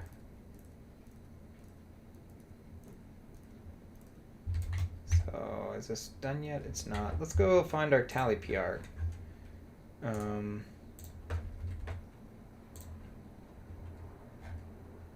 Tally part 2. I think it was tally part 1 that we did it in.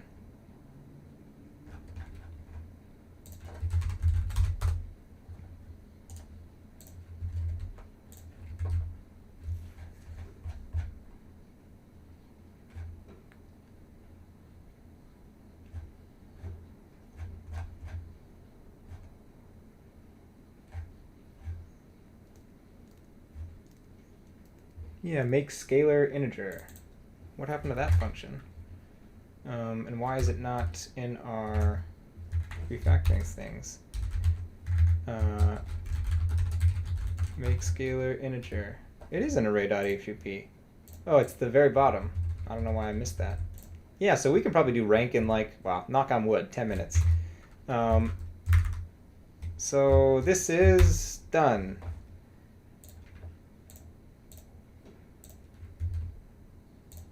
All right, let's see how quickly we can do. Oh, wait. Is this building?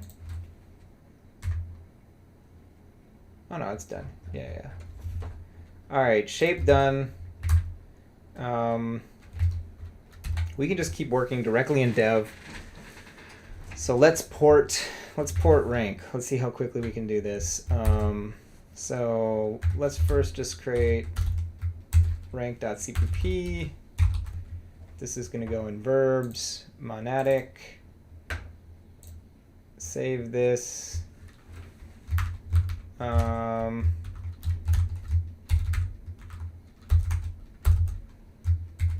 We want from v.c this.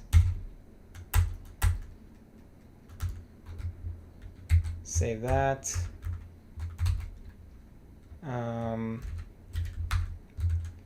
Let's format this file. This can be deleted. This is going to be make scalar integer, and we're done. Oh, look at that. Auto array, no discard.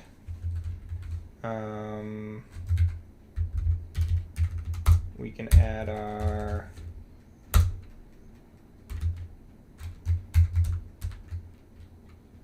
input output array.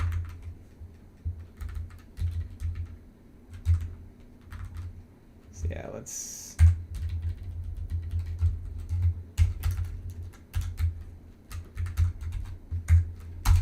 this is rank, and I think we also need to put this in order for it to get picked up by our doxygen.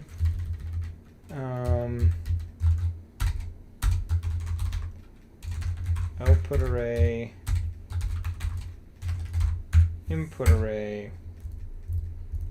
and yeah, like I said, we're leaving these macros for now, but this is just basically getting us the rank.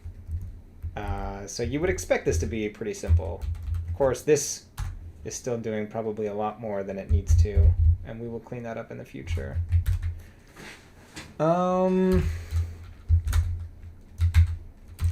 So let's see if that compiles. Probably I didn't get that right. I didn't add anything to my CMake file, so I assume that console is going to crash. And it's going to say, yeah, JT rank not available. So we need to go to CMake, CMake add to our growing list of verbs, monadic, QRSTUV. That's done. If we try and build now, again, after remaking this, it's going to fail because of why? Invalid conversion from rank T.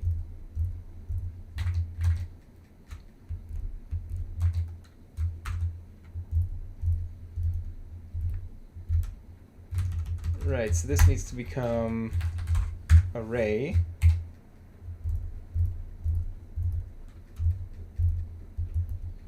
And I think we need to add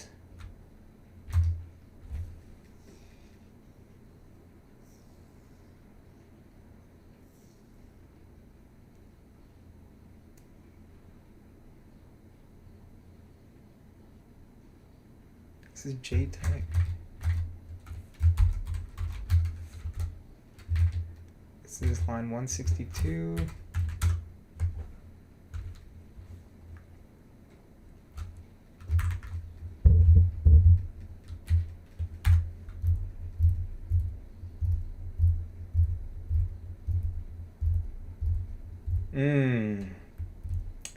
What is rank? I think I even created a rank somewhere. It's an unsigned short. Okay, so that makes sense.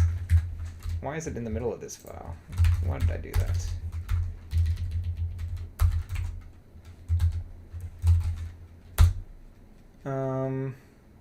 Actually, let's add a comment.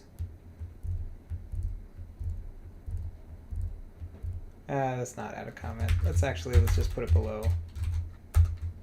So those comments line up. So what we need to do is modify make scalar.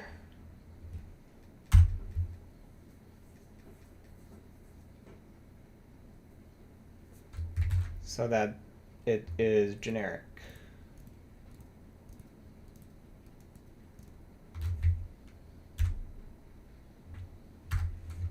Which should not be a problem. So this is where if we were using C++20, we could just change this to auto, but I'm not upgrading my compiler right now.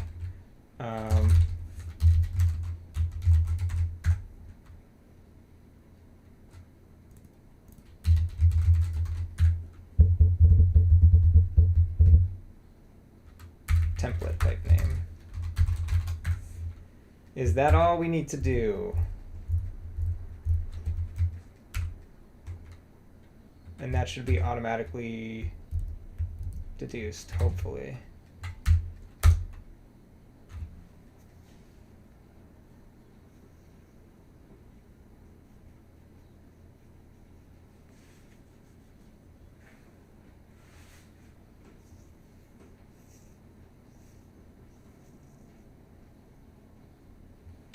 No matching function call to make scalar integer.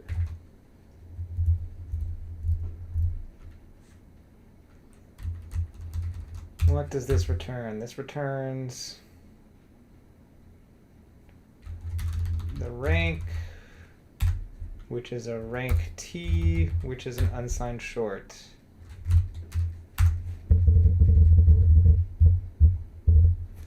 But it thinks it's a ref.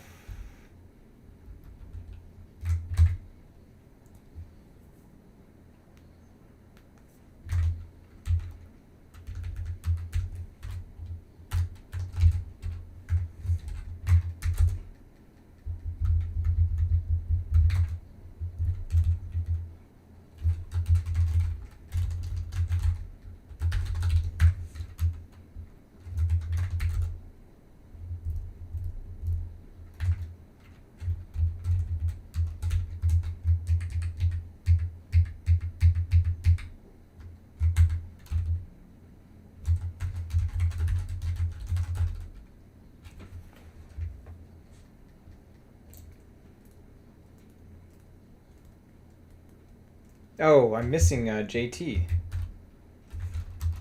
Wah, wah, wah. There we go. Silly mistake.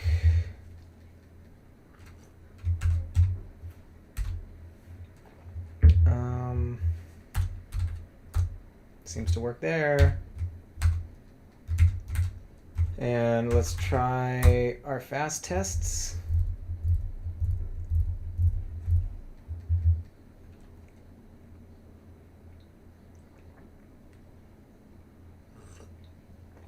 Awesome. So let's just review. We move that. We rip that out. Oh yeah, we want to change this to. So we can commit this for now.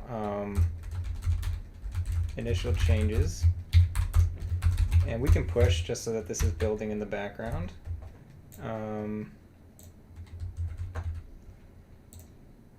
It's a bit irritating when you reuse the same thing because it doesn't auto-suggest you sometimes.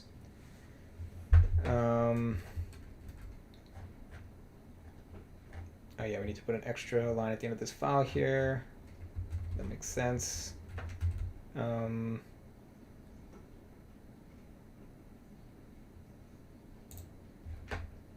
we're calling this port rank. C to C++. Straightforward. So let's go back to this. Create a new thing here. We want to rename. So yeah, how frequently does rank show up? Probably actually not that often because we always use that AR macro.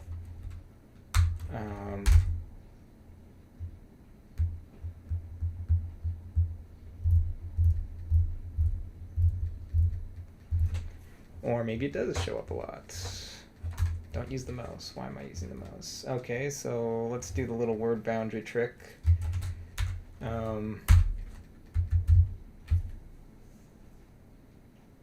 Yeah, so not that often at all. So let's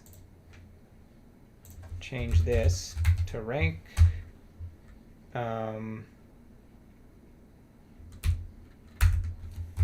Change that to rank. Change that to rank. Change that to rank. And change that to rank. Doubtful that's going to work.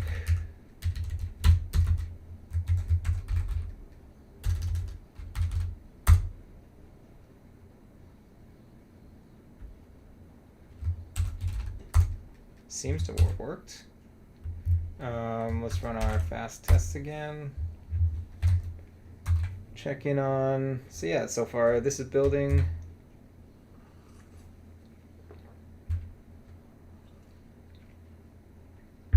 Look at that. Let's get status, get diff. We just basically renamed that, so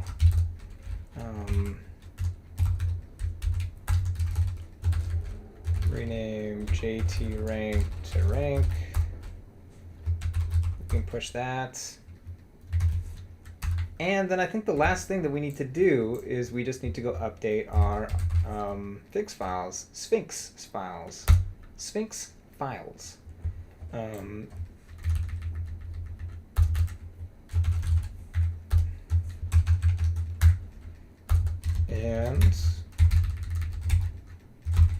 call this rank. And now we need to remake CMake, rebuild, generating docs. I actually have not been timing this to see how long this took us to port rank. I guess when you're porting a verb that literally, or I guess rank's not a verb, it's a composition of verbs. But when you're porting something that is literally just accessing a member of the JArray struct, you'd hope that it'd go pretty straightforwardly. Warning, cannot find JT shape. We're not looking for JT shape. We'll diagnose that in a sec.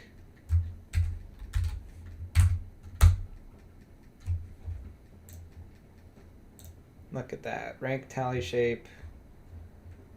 This shows up nicely now. This shows up nicely, and this shows up nicely. And once we start putting actual tables in here, this will look somewhat nicer.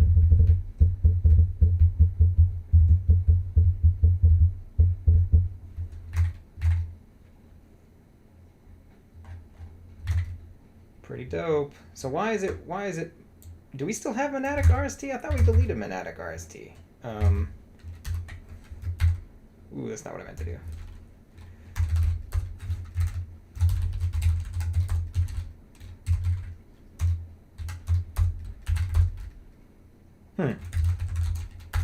Remove monadic. Somehow that got added back.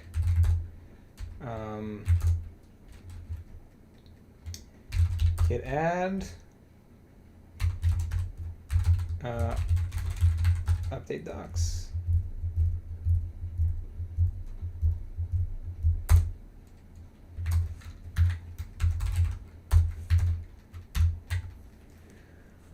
And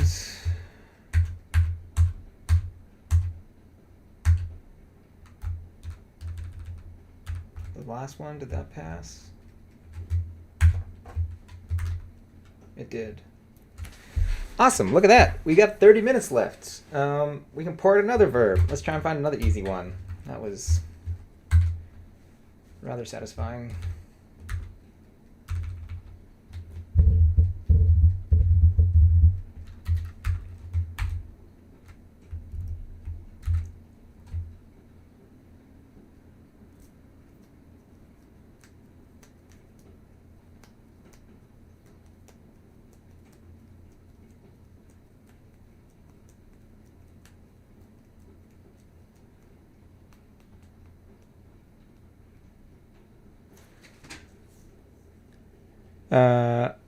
Medat says, I have finals the next week. I don't know why I'm in here.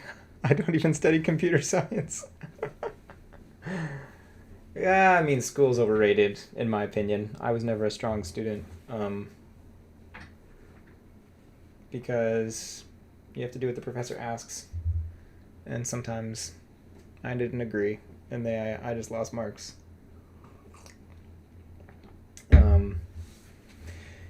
And at some point I realized that, people aren't going to be asking for my transcript in a decade out of school. So this is still building. But I mean, I do encourage you to study for your exams. You should probably go study. We could do another one of these easy ones. So that's deletable. It's the number of atoms. So that's not really a verb. I wonder how often this one shows up too. Not that often.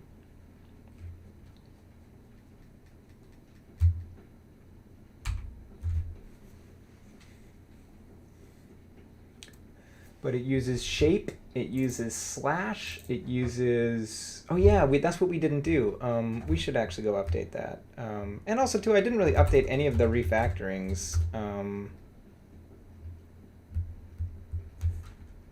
But we should have had down here sc is make scalar integer.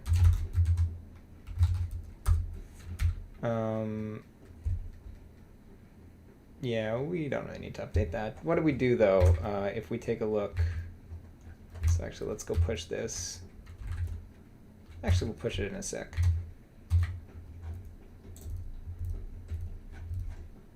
So that's just docs, deletion, cmake, moving stuff around, renaming, renaming.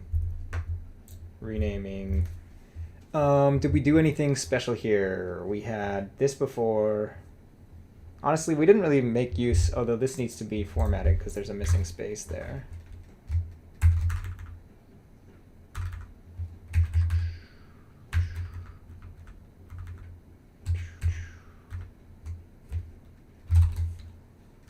Look at that. It's the only difference. I have like OCD when it comes to formatting. I can't see, I can't review code if it's not, if I know that it's not following whatever guideline, which is why Clang format is like the best thing in the world. Yes, Rack 1507 says you're welcome to watch. I agree. You're definitely allowed. Maybe you'll pick up some J if you're not in computer science. I think that's the best time to start learning an array programming language because your mind has not been warped. Not that there's anything wrong with the other programming languages. I just think it's infinitely harder to try and change the way you think if you're coming from, 4 years of having learned Python or Java. But yeah, there's nothing really too special here. Although, am I being consistent with my number of spaces between brief? So here we don't have a space, and we also don't have any details. What about tally? And we don't have a space either, and we don't have the details. So, and in my RST file, I deleted all that stuff.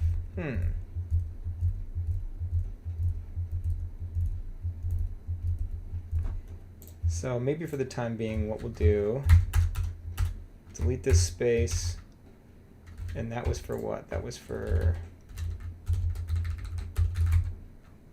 APL.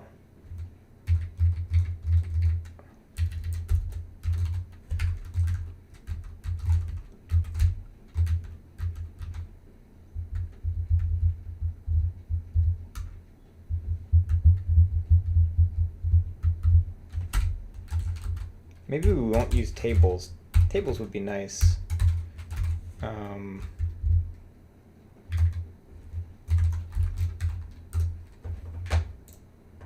Maybe we should, can we add a bookmark? Actually, we don't,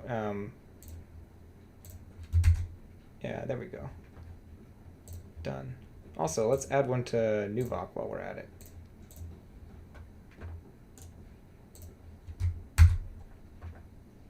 Done. Where is shape? Shape. They call it shape up here.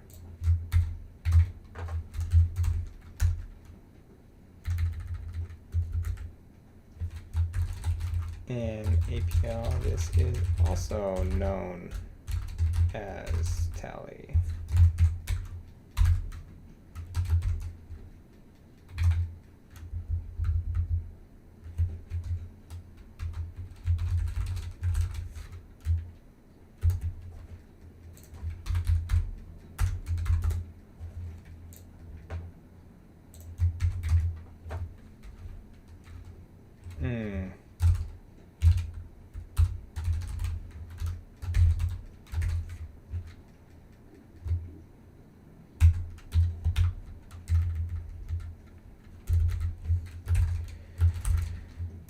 APL, they don't actually have rank, although in APL, the equivalent expression is, and I guess actually we should put these in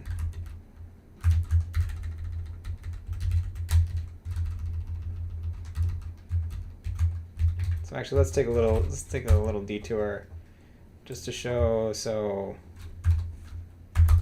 iota 5, tally, shape, and shape is just rank or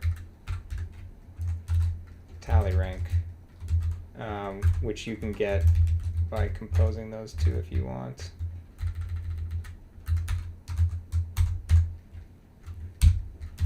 And now we want to do that.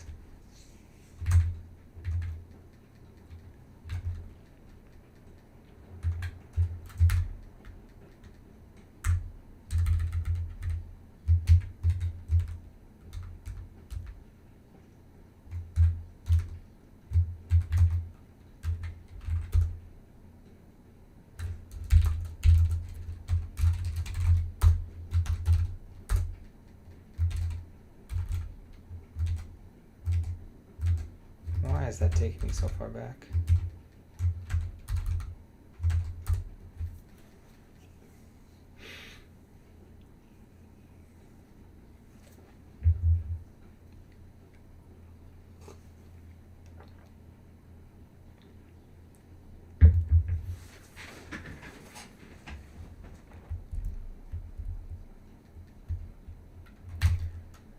And let's go to, I guess we have to open it from here.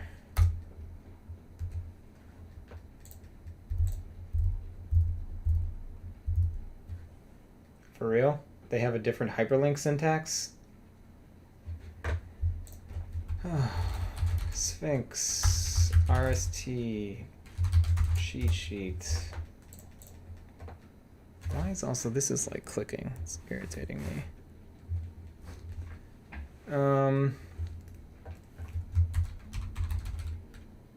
Hyperlinks. This is how to create a hyperlink. Why?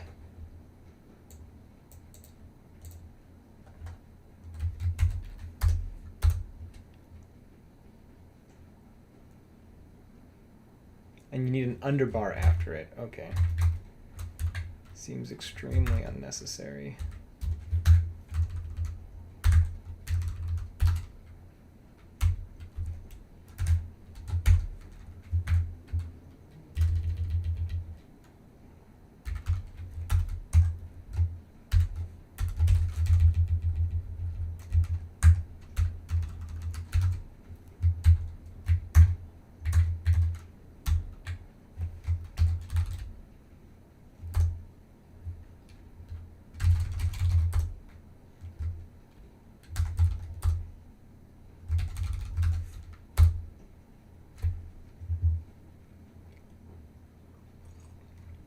Maybe what we'll actually do is for our last little bit, we'll try and get rid of as many of those errors as we can in the next 20 minutes.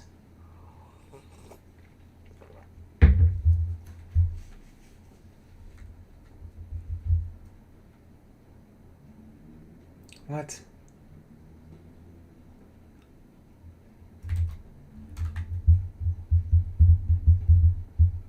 I actually have to... Oh, I missed angle brackets. I see.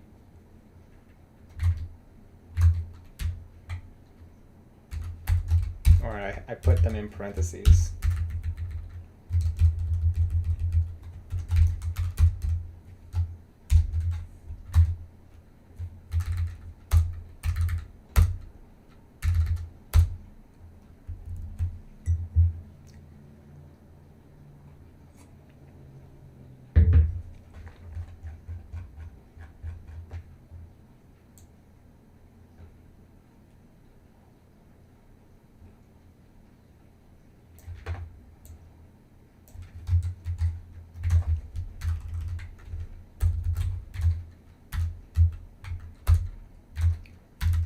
Let's go and check it out. There we go.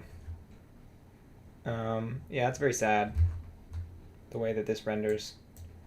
But I can say they're just as good as the dialogue docs. So,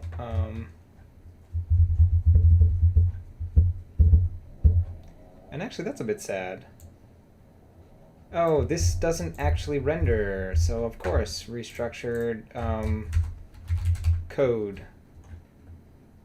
The following inline code. How do you do inline code? Sphinx, RST, inline code. Man, it's going to be irritating to have to learn. Sure.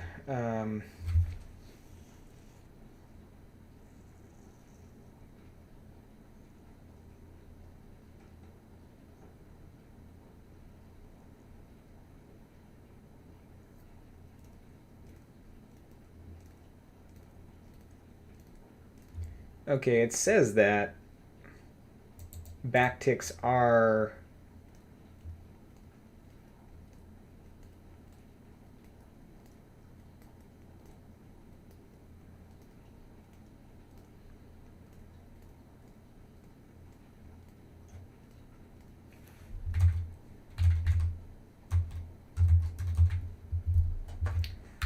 I mean, it clearly isn't.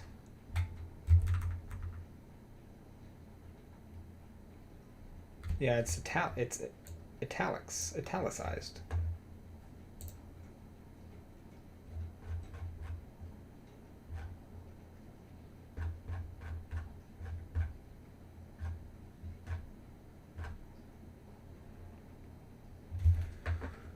Text syntax, bold, italic, verbatim, and special characters. Advanced usage. Beware of some restrictions in markup.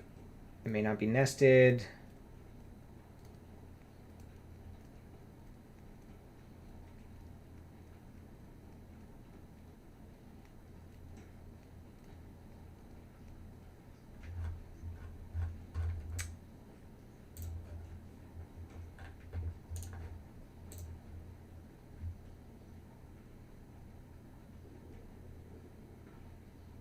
I don't want a code block. I want inline code. Inline code.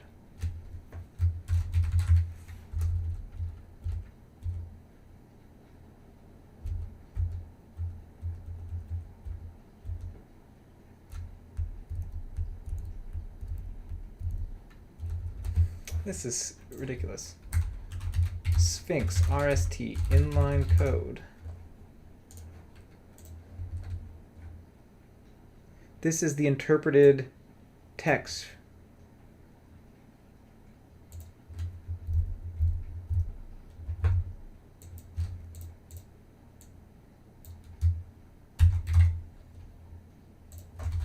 That is very irritating if I have to type that everywhere. Seems to have worked though.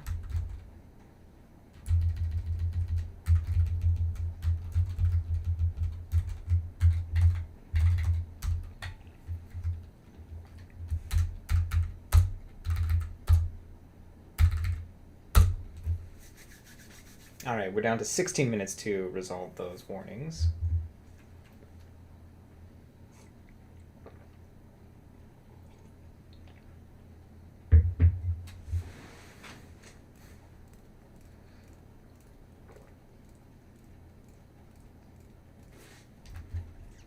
Duplicate explicit target name? I swear, if this doesn't work...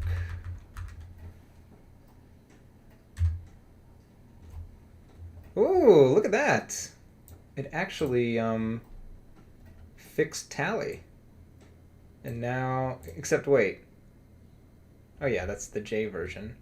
So look at that. Our docs are better than dialog docs now. Ha ha ha. That's pretty nice. And then if we hit link, it takes us to MicroIPL. All right.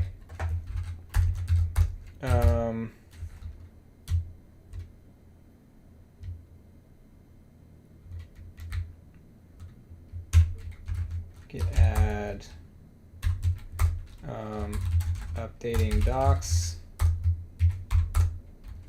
And then in the last little bit, let's go over to, so what this says, not used. So let's go search for this macro.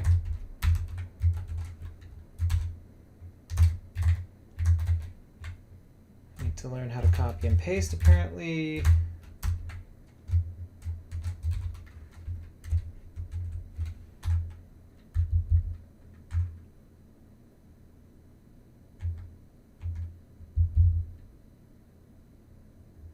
Interesting. So actually, let's start a new PR.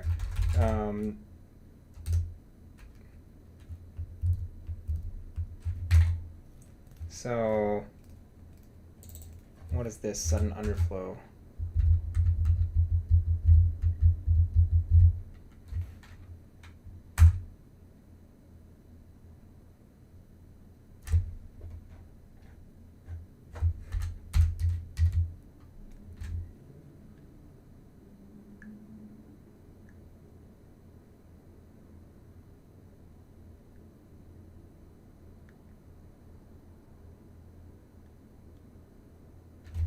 What is this file? D2A. It is IEEE extended precision registers.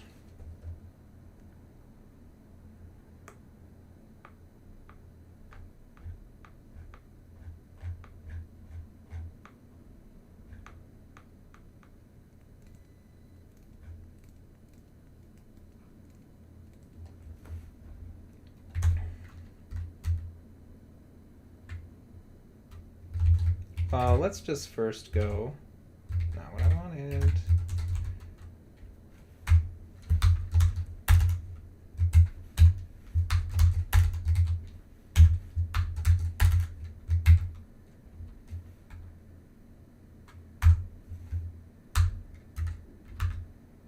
Ooh, IBM.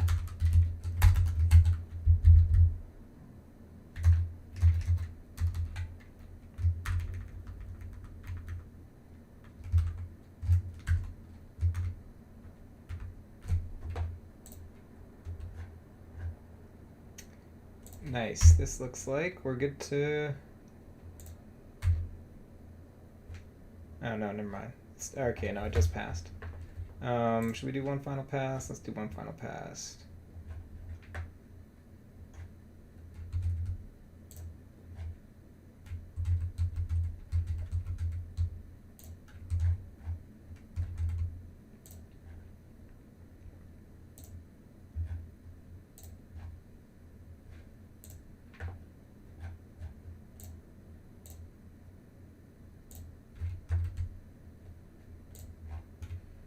Nice. And now copying this, go here. Nice. Git add.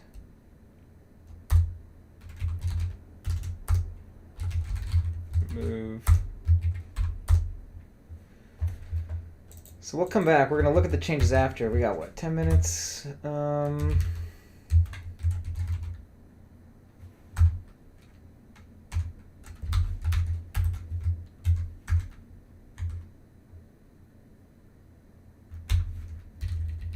mean, I guess we can delete these comments if...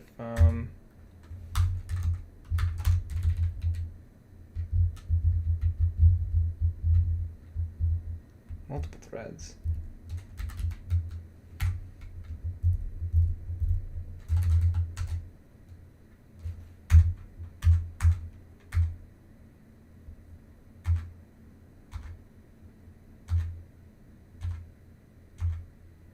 This isn't set anywhere. So we can delete it. But let's delete it in a second. We were busy deleting free D2A. Search for that again.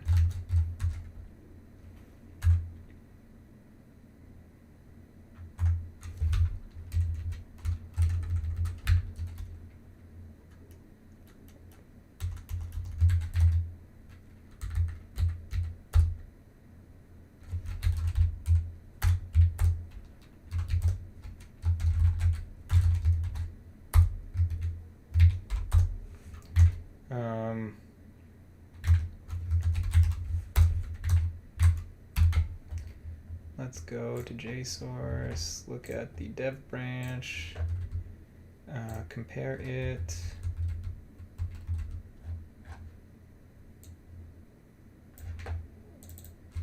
Copy that. We want to call this reduce compiler warning / remove dead code.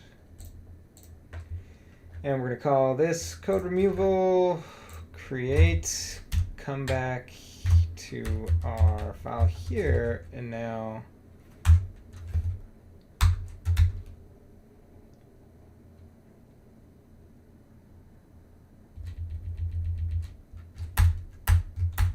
this is fun. Potentially this whole file can just be can we get rid of this stuff too?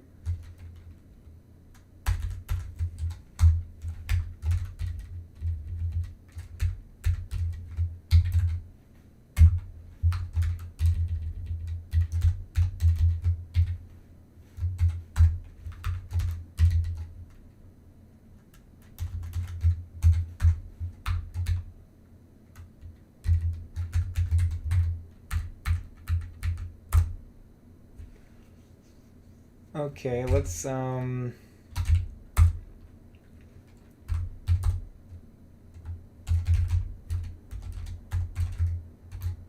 that's not what I wanted. What did we get rid of? We got rid of multiple threads, right? Multiple threads. Let's do a little experiment here. D2A .c.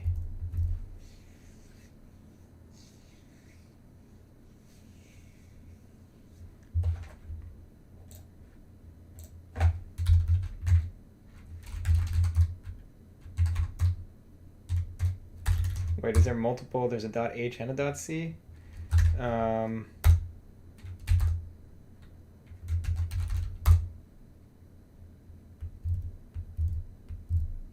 Okay, so it definitely is used. All right, well, let's just,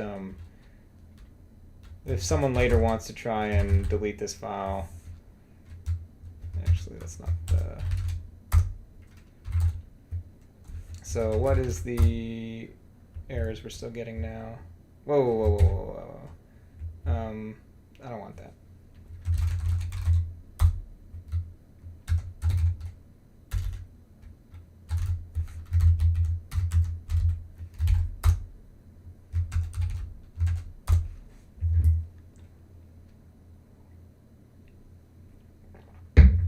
Okay.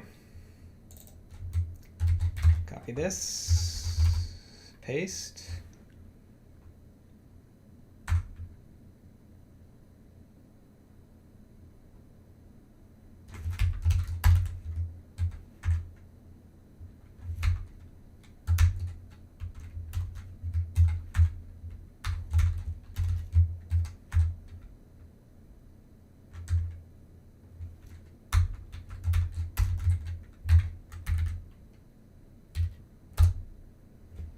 And we're down to 1 error now.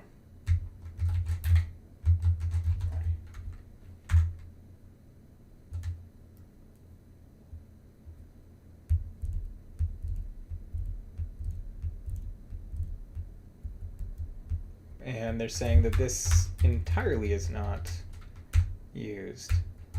And we can delete this code as well.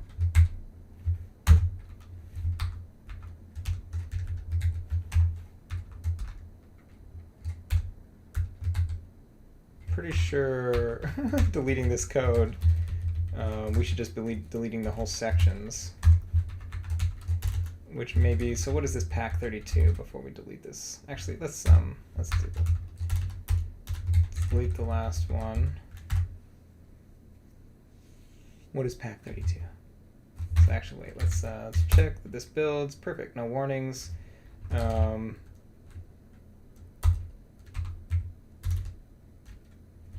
What were we getting rid of? Yeah, store ink.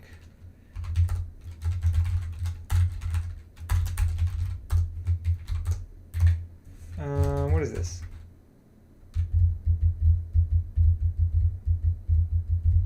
Yeah, let's just delete it. Actually, let's check in on how our test's doing.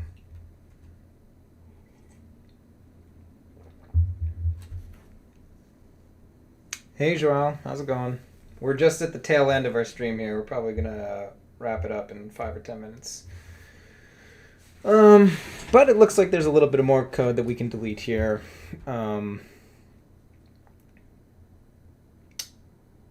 So let's push this. And let's delete all this stuff.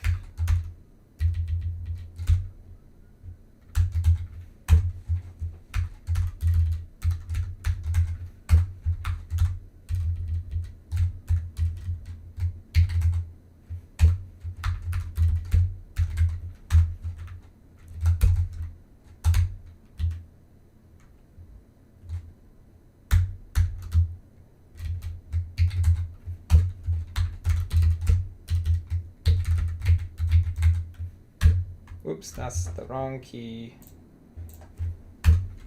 That is also the wrong key. Okay.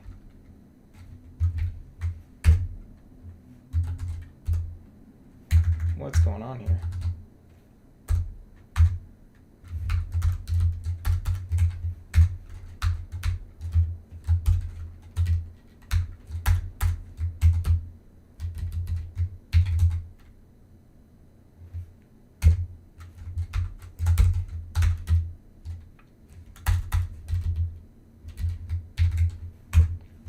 I feel like this is a waste of my time, and I think we should try and delete this whole file. But I will continue doing this.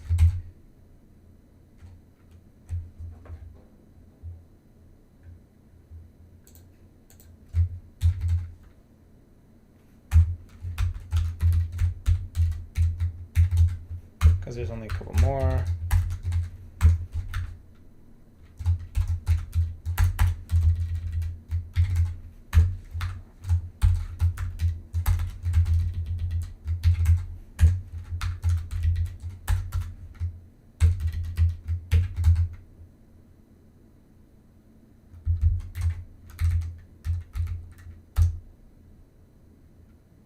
I got it wrong.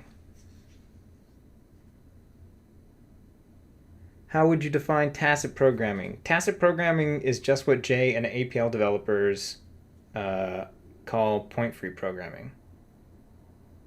At least that's my understanding. They invented a new word for something that already had a name, which is not the first time Ken Iverson and friends did it.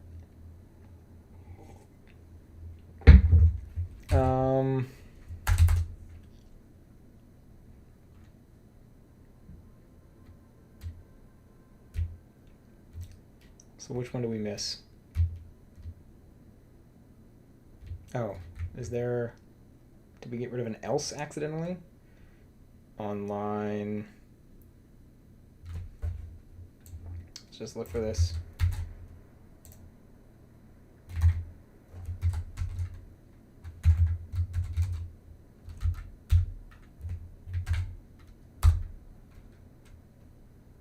course, there's several of these. It was the first one. So I deleted an else. Although actually no, I think I got no, that one's I got right.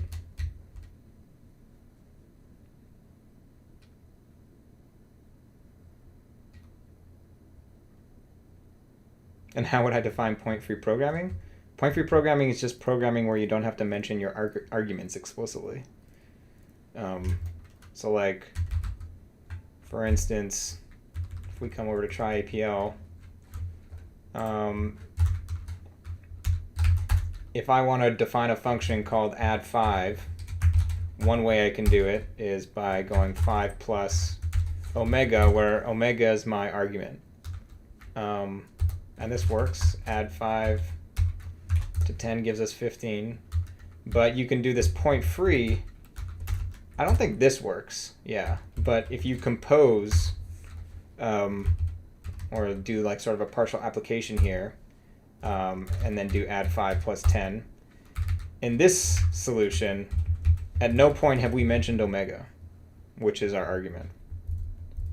That's my understanding of what point-free programming is. It's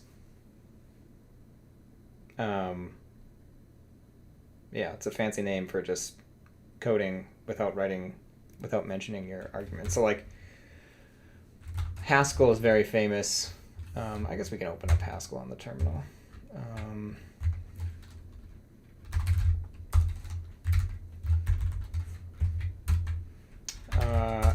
If we open up the GHCI, so like there is no built-in count if function. And yeah, Ken's posted the equivalent in J. Thanks, Ken. There's no like built-in count if. So in C++, we have an algorithm called count if that counts the number of elements in an array that meet a predicate. So in Haskell, you have filter. So if I've got the numbers 1 to 10, and I want to filter out the odd ones, so in the even ones, I just go filter even 1 to 10. And then to get the number of elements, aka the count, you can just do length on the resulting array. So if you want to set a function called count if, where it takes a predicate and a list, you do this by going length $ filter pred list. And if I did that correctly, I can now go count if even 1 to 10, and it should give me 5. So this is not a point-free solution because we have two arguments, predicate and list. However, the more, in my opinion, beautiful way to code this is to not explicitly mention your arguments, because you'll note that the order that you are passing your two arguments is the exact same as the order that they show up in your parameter list. So you can just go let countf length filter, and that's your algorithm. And honestly, I'm not going to give a good explanation of why you need to use a $, and here you can use composition.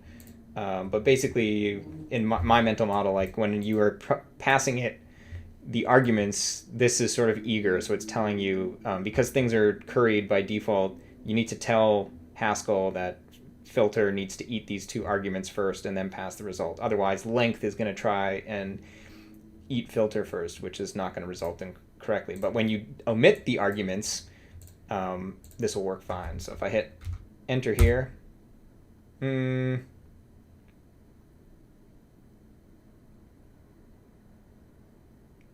non-type variable argument.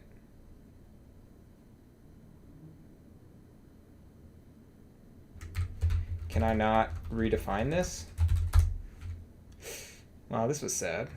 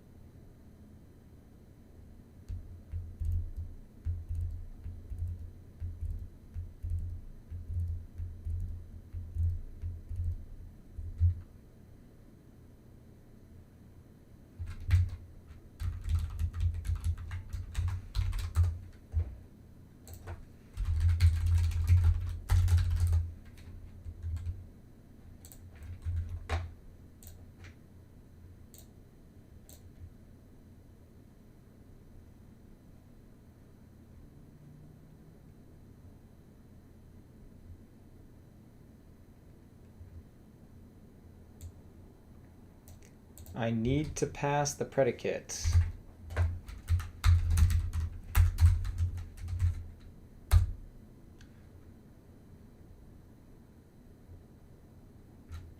So this is, once again, not a point-free solution. So what's the, well, let's solve this. What's the point-free equivalent?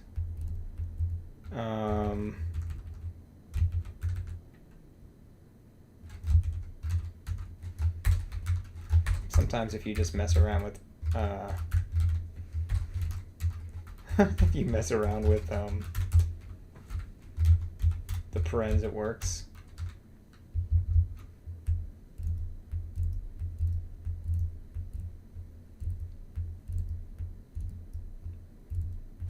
Yeah, I don't know. Let's Google it. Point free count if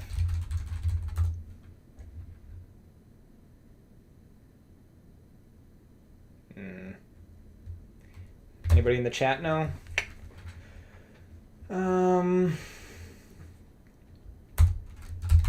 So the type of filter is that. The type of length is that.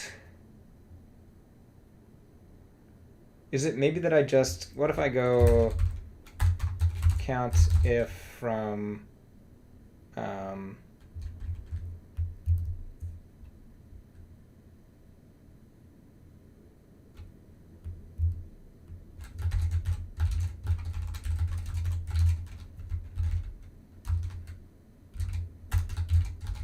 will this give me a next line? It won't. How do you break new line in GHC?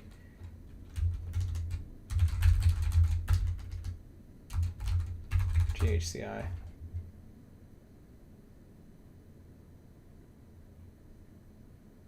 Colon brace. It's the blackbird. All right, rack 1507 with the answer. Actually, I can just go up a couple more times to get one that's similar. So I need to go like this and like this.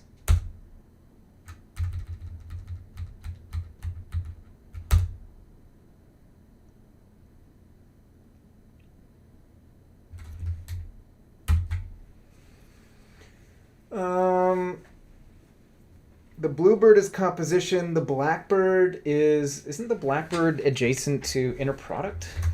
Let's go look at what the blackbird is. Fantasy birds.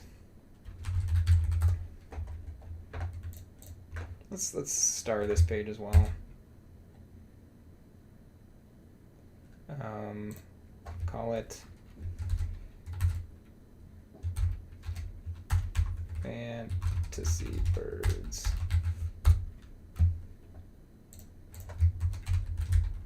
Blackbird.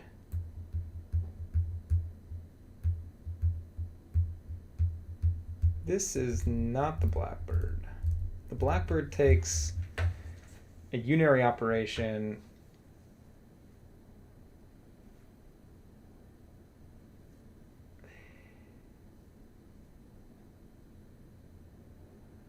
Yeah, that is the blackbird, the composition composed with composition. And to show it, we can go, I might need to put parens around all of this. I do not.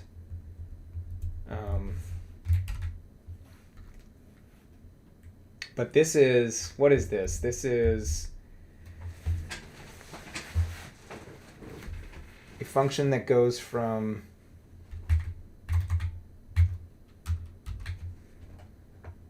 so this could be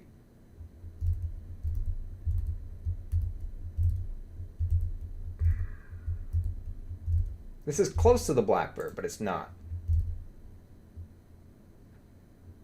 And combinators are extremely important for point-free programming. I'm not sure if they're extremely important, but like combinators, combinatory logic, aka combinators, and point-free programming seem to go hand in hand. So yeah, I guess you could say they're important, because at least my mental model of combinators is just manipulating functions, like just moving them around like you're a magician. And so what is this though? So this is, it takes an A to B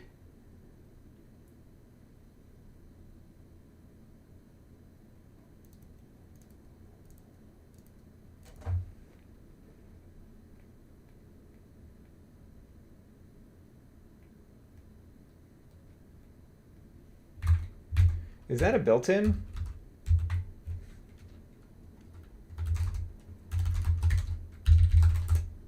It's not, no.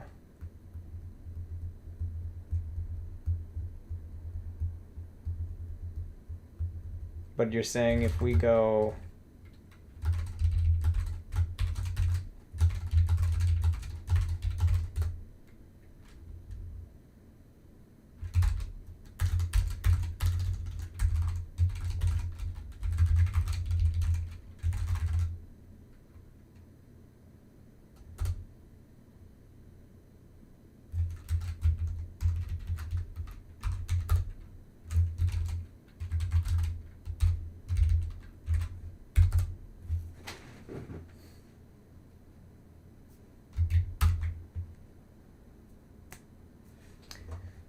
so this would be, this is our length.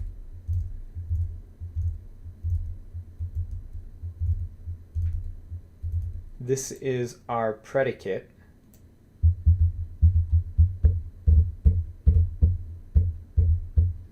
It's not,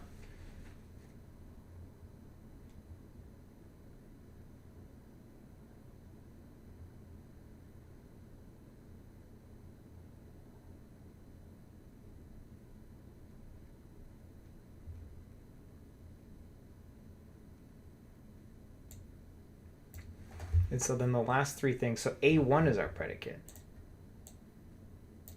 A1 is our predicate, A is our list of numbers. So then you have this function which takes as its first two arguments the predicate and the list of numbers and then gives you the list. It is the blackbird.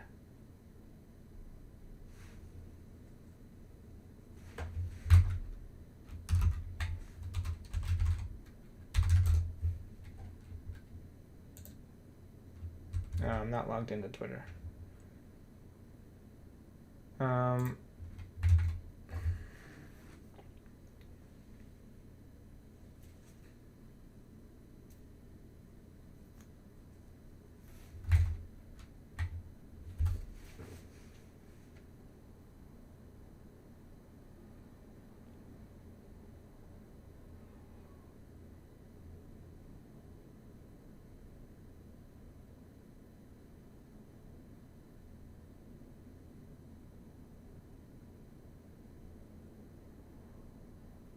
Hey, Amit.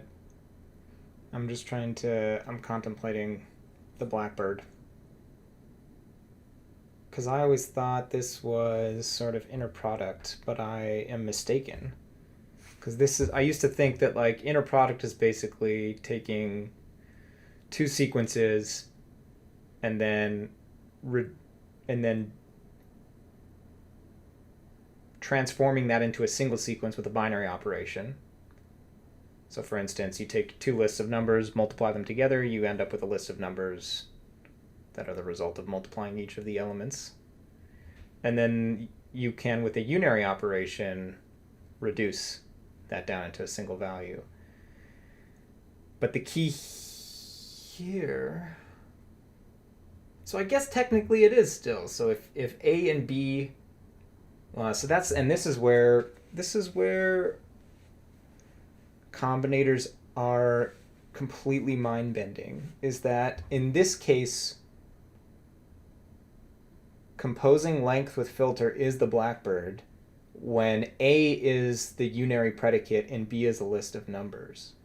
But I think you can also treat this as inner product if A and B are lists of numbers.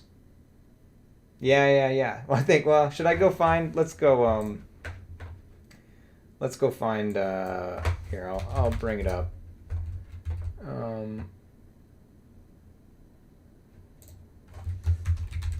At code report, although, yeah, I've messed up the string a little bit. And, Blackbird.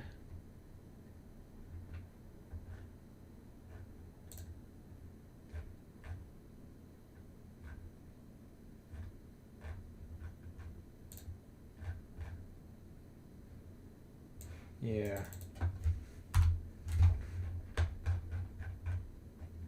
So, when was this? It was just last October.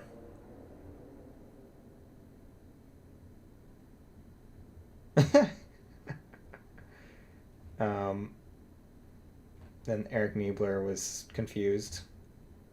And then I said it's just from a book. And you can get it with the following. Yeah. So here, you know, we can do the same thing here. Do I have, let's see if I have the birds. Import data, what is it, birds aviary or aviary birds? Aviary birds. It is.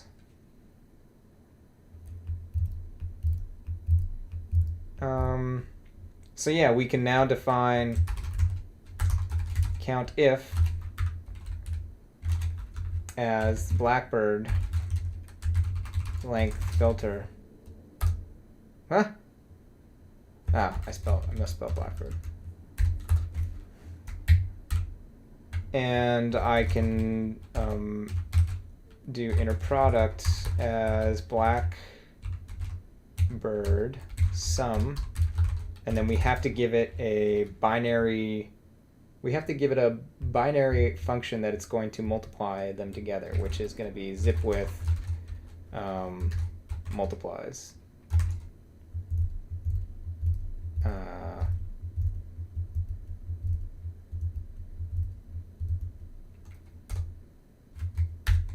And so now if we do, yeah, count if even from 1 to 100, we're going to get 50.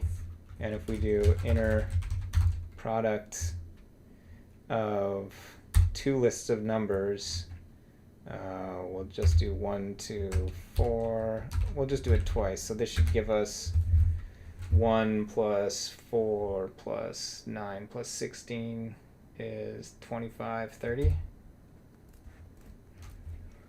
Wow, so I apologize, Rack 1507. I said that you were wrong and you were 100% correct. And this is, I guess, where I struggle the most with combinators. It's that I like to think about these things concretely. So I tied the Blackbird to having A and B be two lists of numbers. And what's important here is that A and B they can be anything. They can be functions. And so in count if, A is, or I guess A is off the screen, but yeah, here, count if, A is a predicate. It's a function. Whereas for inner product, they're both data, which is crazy.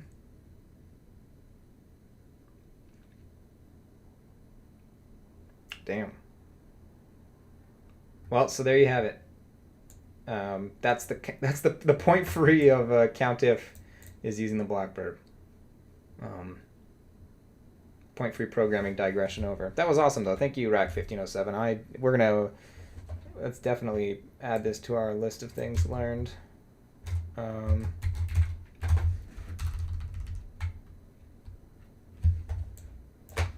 And yeah, count if is also the Blackbird. The Blackbird is everywhere.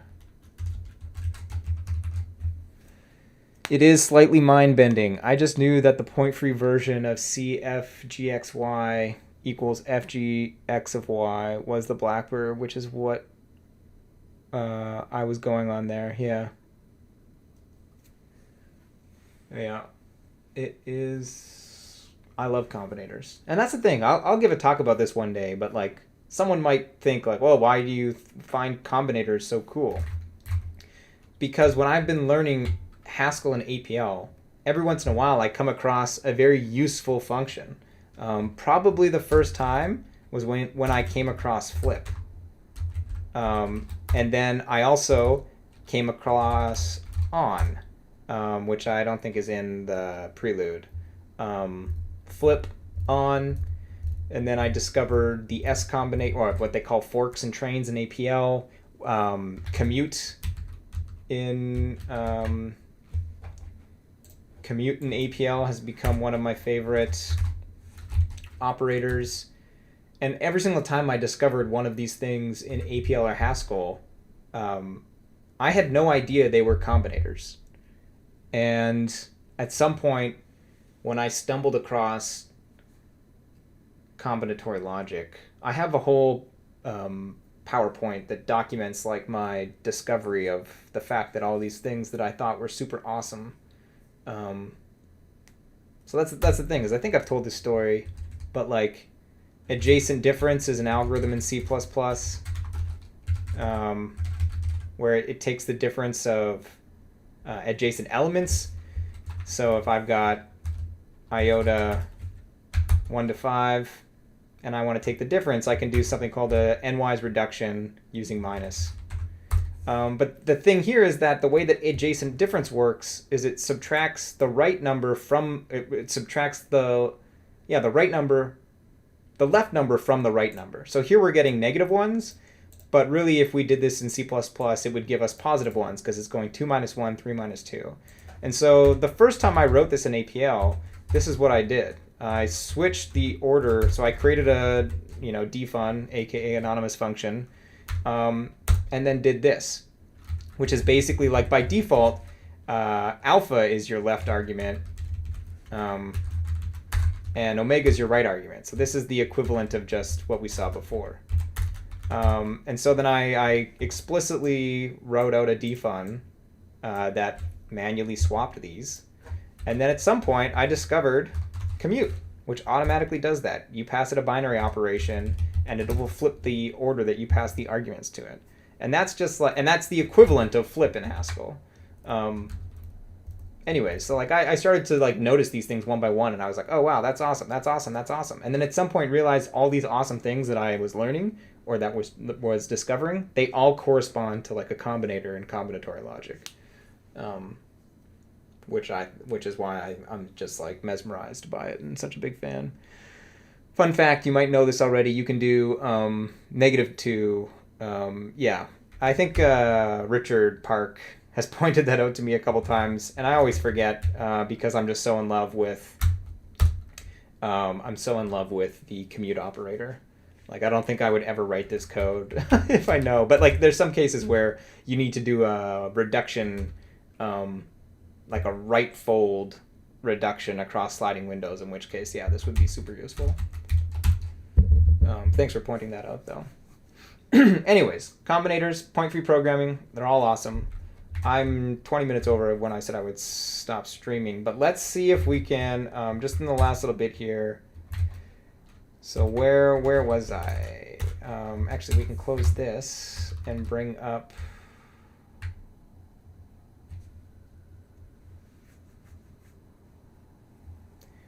Besides Tamaka Mockingbird. So I have the book on my shelf and I haven't even started reading it. When I was trying to discover,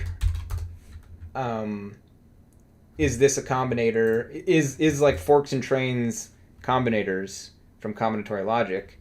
If you search up point-free programming, there's so few things that show up. This is the main talk, which I know you've already, Joao, I know you've already seen or been linked. This talk here, Functional JS, is fantastic. It's like an hour, 20-minute live stream of defining a lot of the combinators in JavaScript. And then there's another talk called Flock of Functions.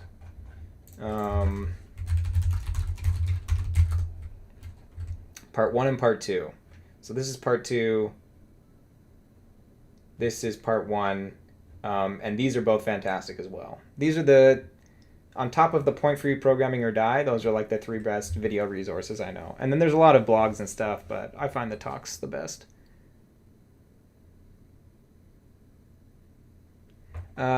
Just checking because I think YouTube sometimes hide links. Can you see the links I posted? No, I cannot. If you would like, we have a discussions page on our GitHub, and you can post them here. And I will point free programming talks.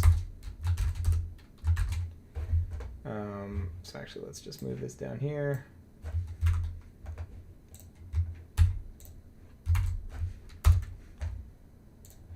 Flock of functions.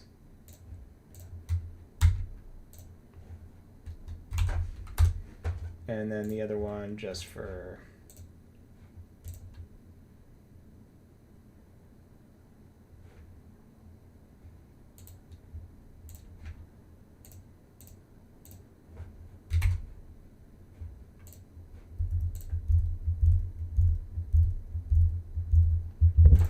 Oh, you posted the Point Free or Die talk. Yeah, that's the last one here. But like I said, I haven't even read I have a textbook on lambda calculus and combinatory logic. Yeah, it's called Lambda Calculus and Combinators. And then I also have Tamaka Mockingbird, but I haven't read either of those.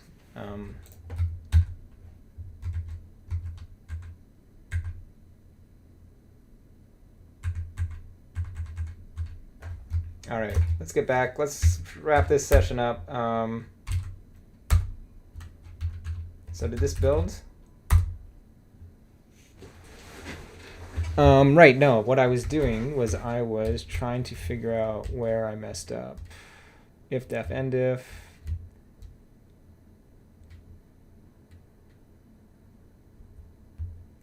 So did I mess this up? If def else, and I got rid of this else, but it's showing that one, that's fine. And then one end if, that's fine. And also let's if def end if def else end if def else end if.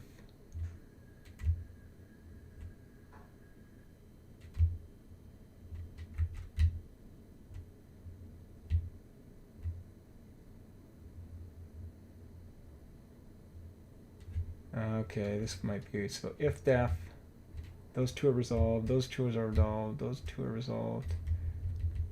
Okay, no, that looked right as well.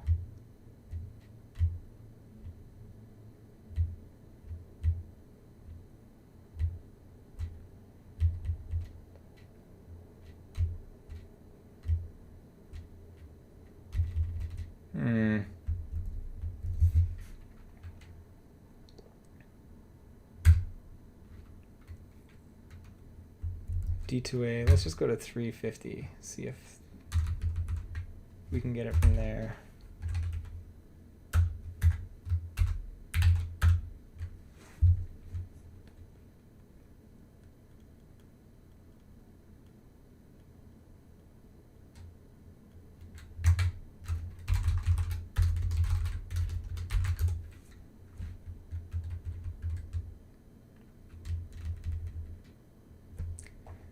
If def, else end if.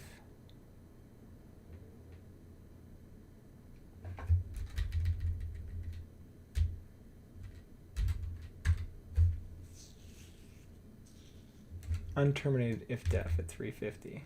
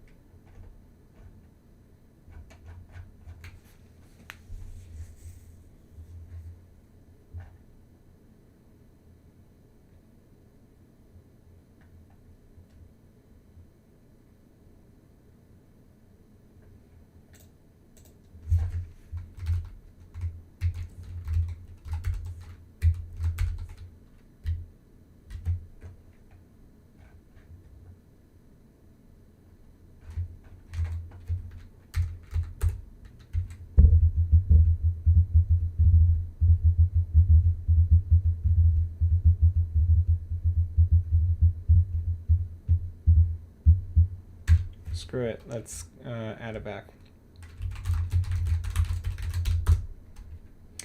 And then let's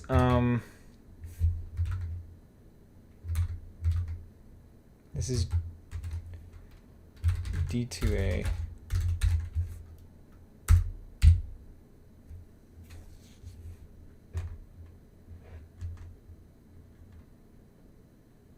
So this file would be deleted.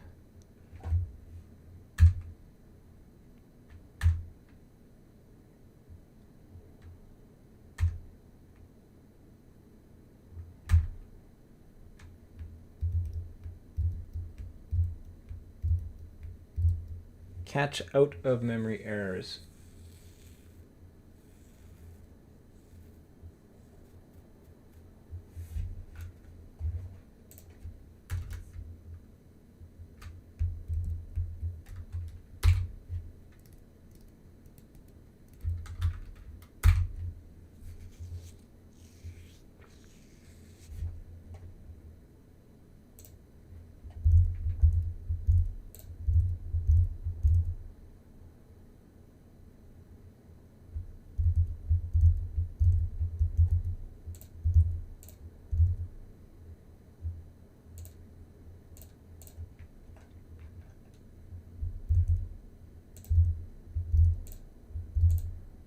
I think this is literally it.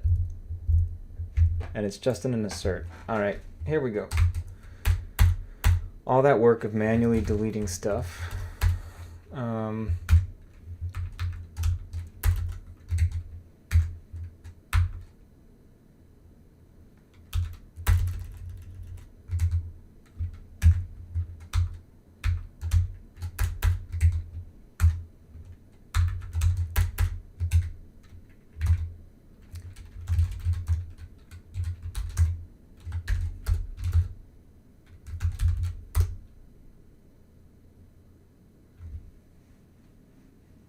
Look at that. Oh, except now. I celebrated too soon. JT ECVT init.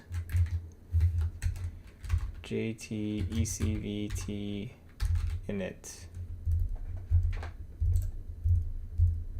We deleted this. And where does it show up?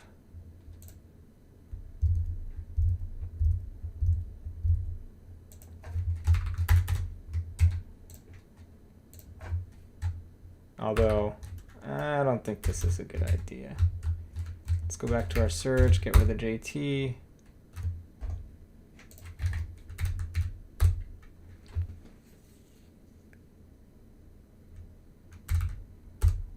Oh, nice.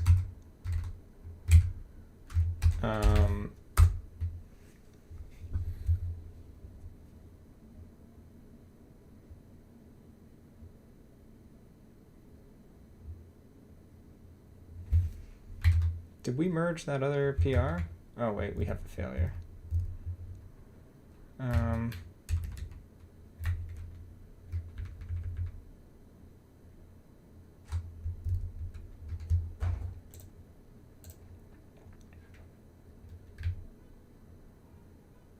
Oh wait. What happened to your I don't think this is a good idea. Robert got rid of his draft PR. So what's the problem here?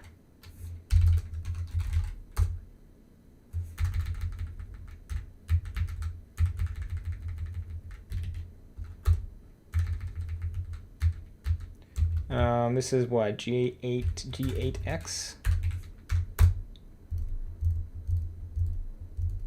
JT ECVT.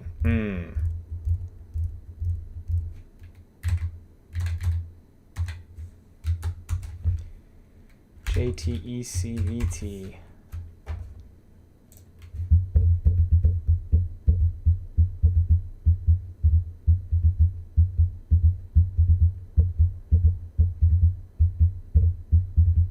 We already deleted this file.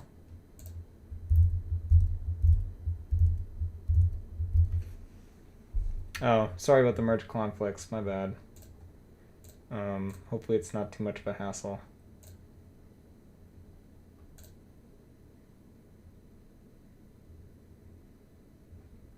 ECTV. What do you think that is? CVT stands for convert, which I only know because I'm working my way through the implementation of J.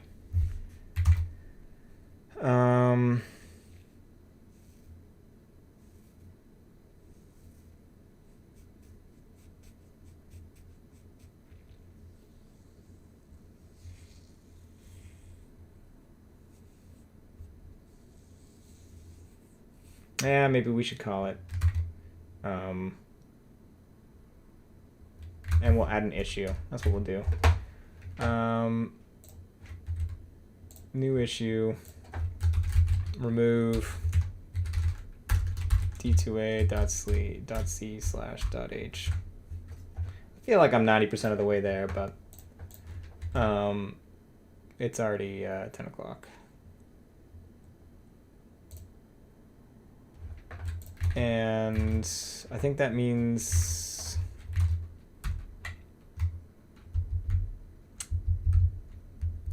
where are we at? So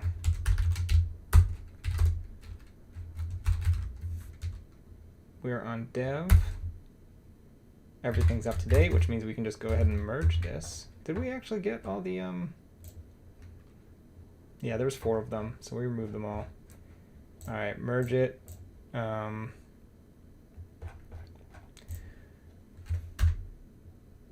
So yeah, now we're down to that. And so the only thing left we have to do is to update our, and we can actually just do that here.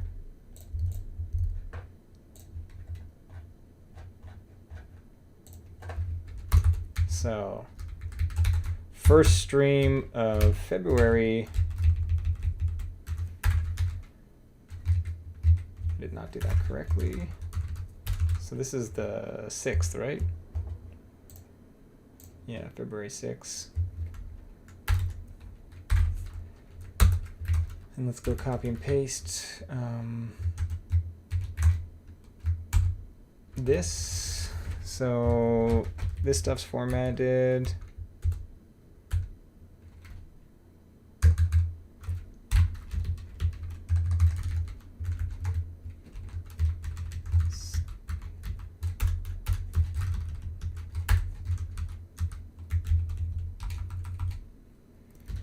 Did we learn anything else that... Oh yeah, we got to add a star. The star was probably... well, it's 2 of them. The Alt-R and the B. And let's put that in the 2 regex. Well, one was a VS Code shortcut. And the other...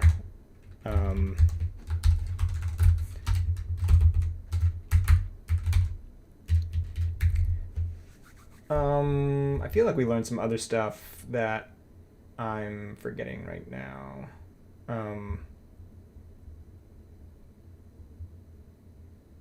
Yeah, we got the RST Sphinx docs figured out.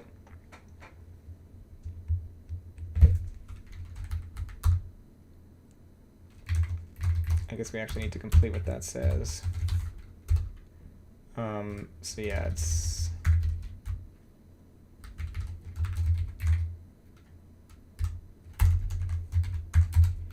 plus markdown.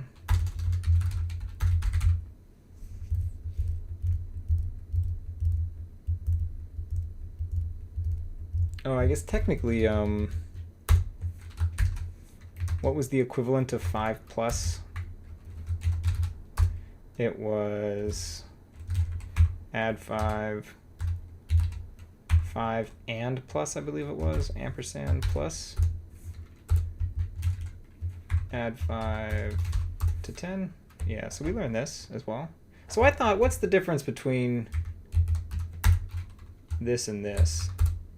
Domain error. So I guess ampersand is for partial application and compose at is for yeah, composing. So this is rank So if we go iota 10, 10, that gives us our 10 by 10 matrix. And if we go rank of this, so yeah, when we're composing verbs, you use at. When you're doing partial application, you use ampersand, which in APL both use the composition glyph, the circle. So that was implicitly something we learned. Learned about partial application in J. Add 5 is equal to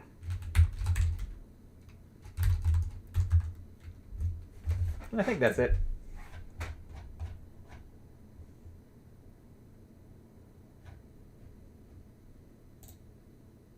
All right. Thank you, everyone that tuned in. Thanks. I think Bob is left for the night, but Bob helped us out earlier. Ken helped us out later. Brack 1507, you led to my discovery of the Blackbird being more than just inner product, which is absolutely fantastic. Yeah, I will probably do another one of these live streams tomorrow, Monday, Tuesday. I'm pretty busy, but probably sometime later next week, maybe Wednesday or Thursday.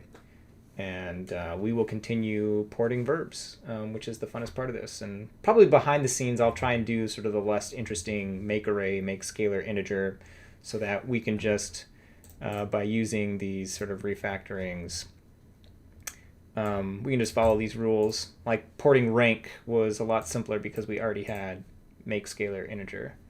So I'm going to work on sort of building this up behind the scenes, and then we can just focus on porting verbs and updating the docs. But thanks everyone that tuned in, and if you're watching this after the fact, thanks for watching all the way to the end. I realize this is like a 3-hour or 4-hour video, and hope everyone enjoys the rest of your weekend, and we will catch you in the next video. Have a good night.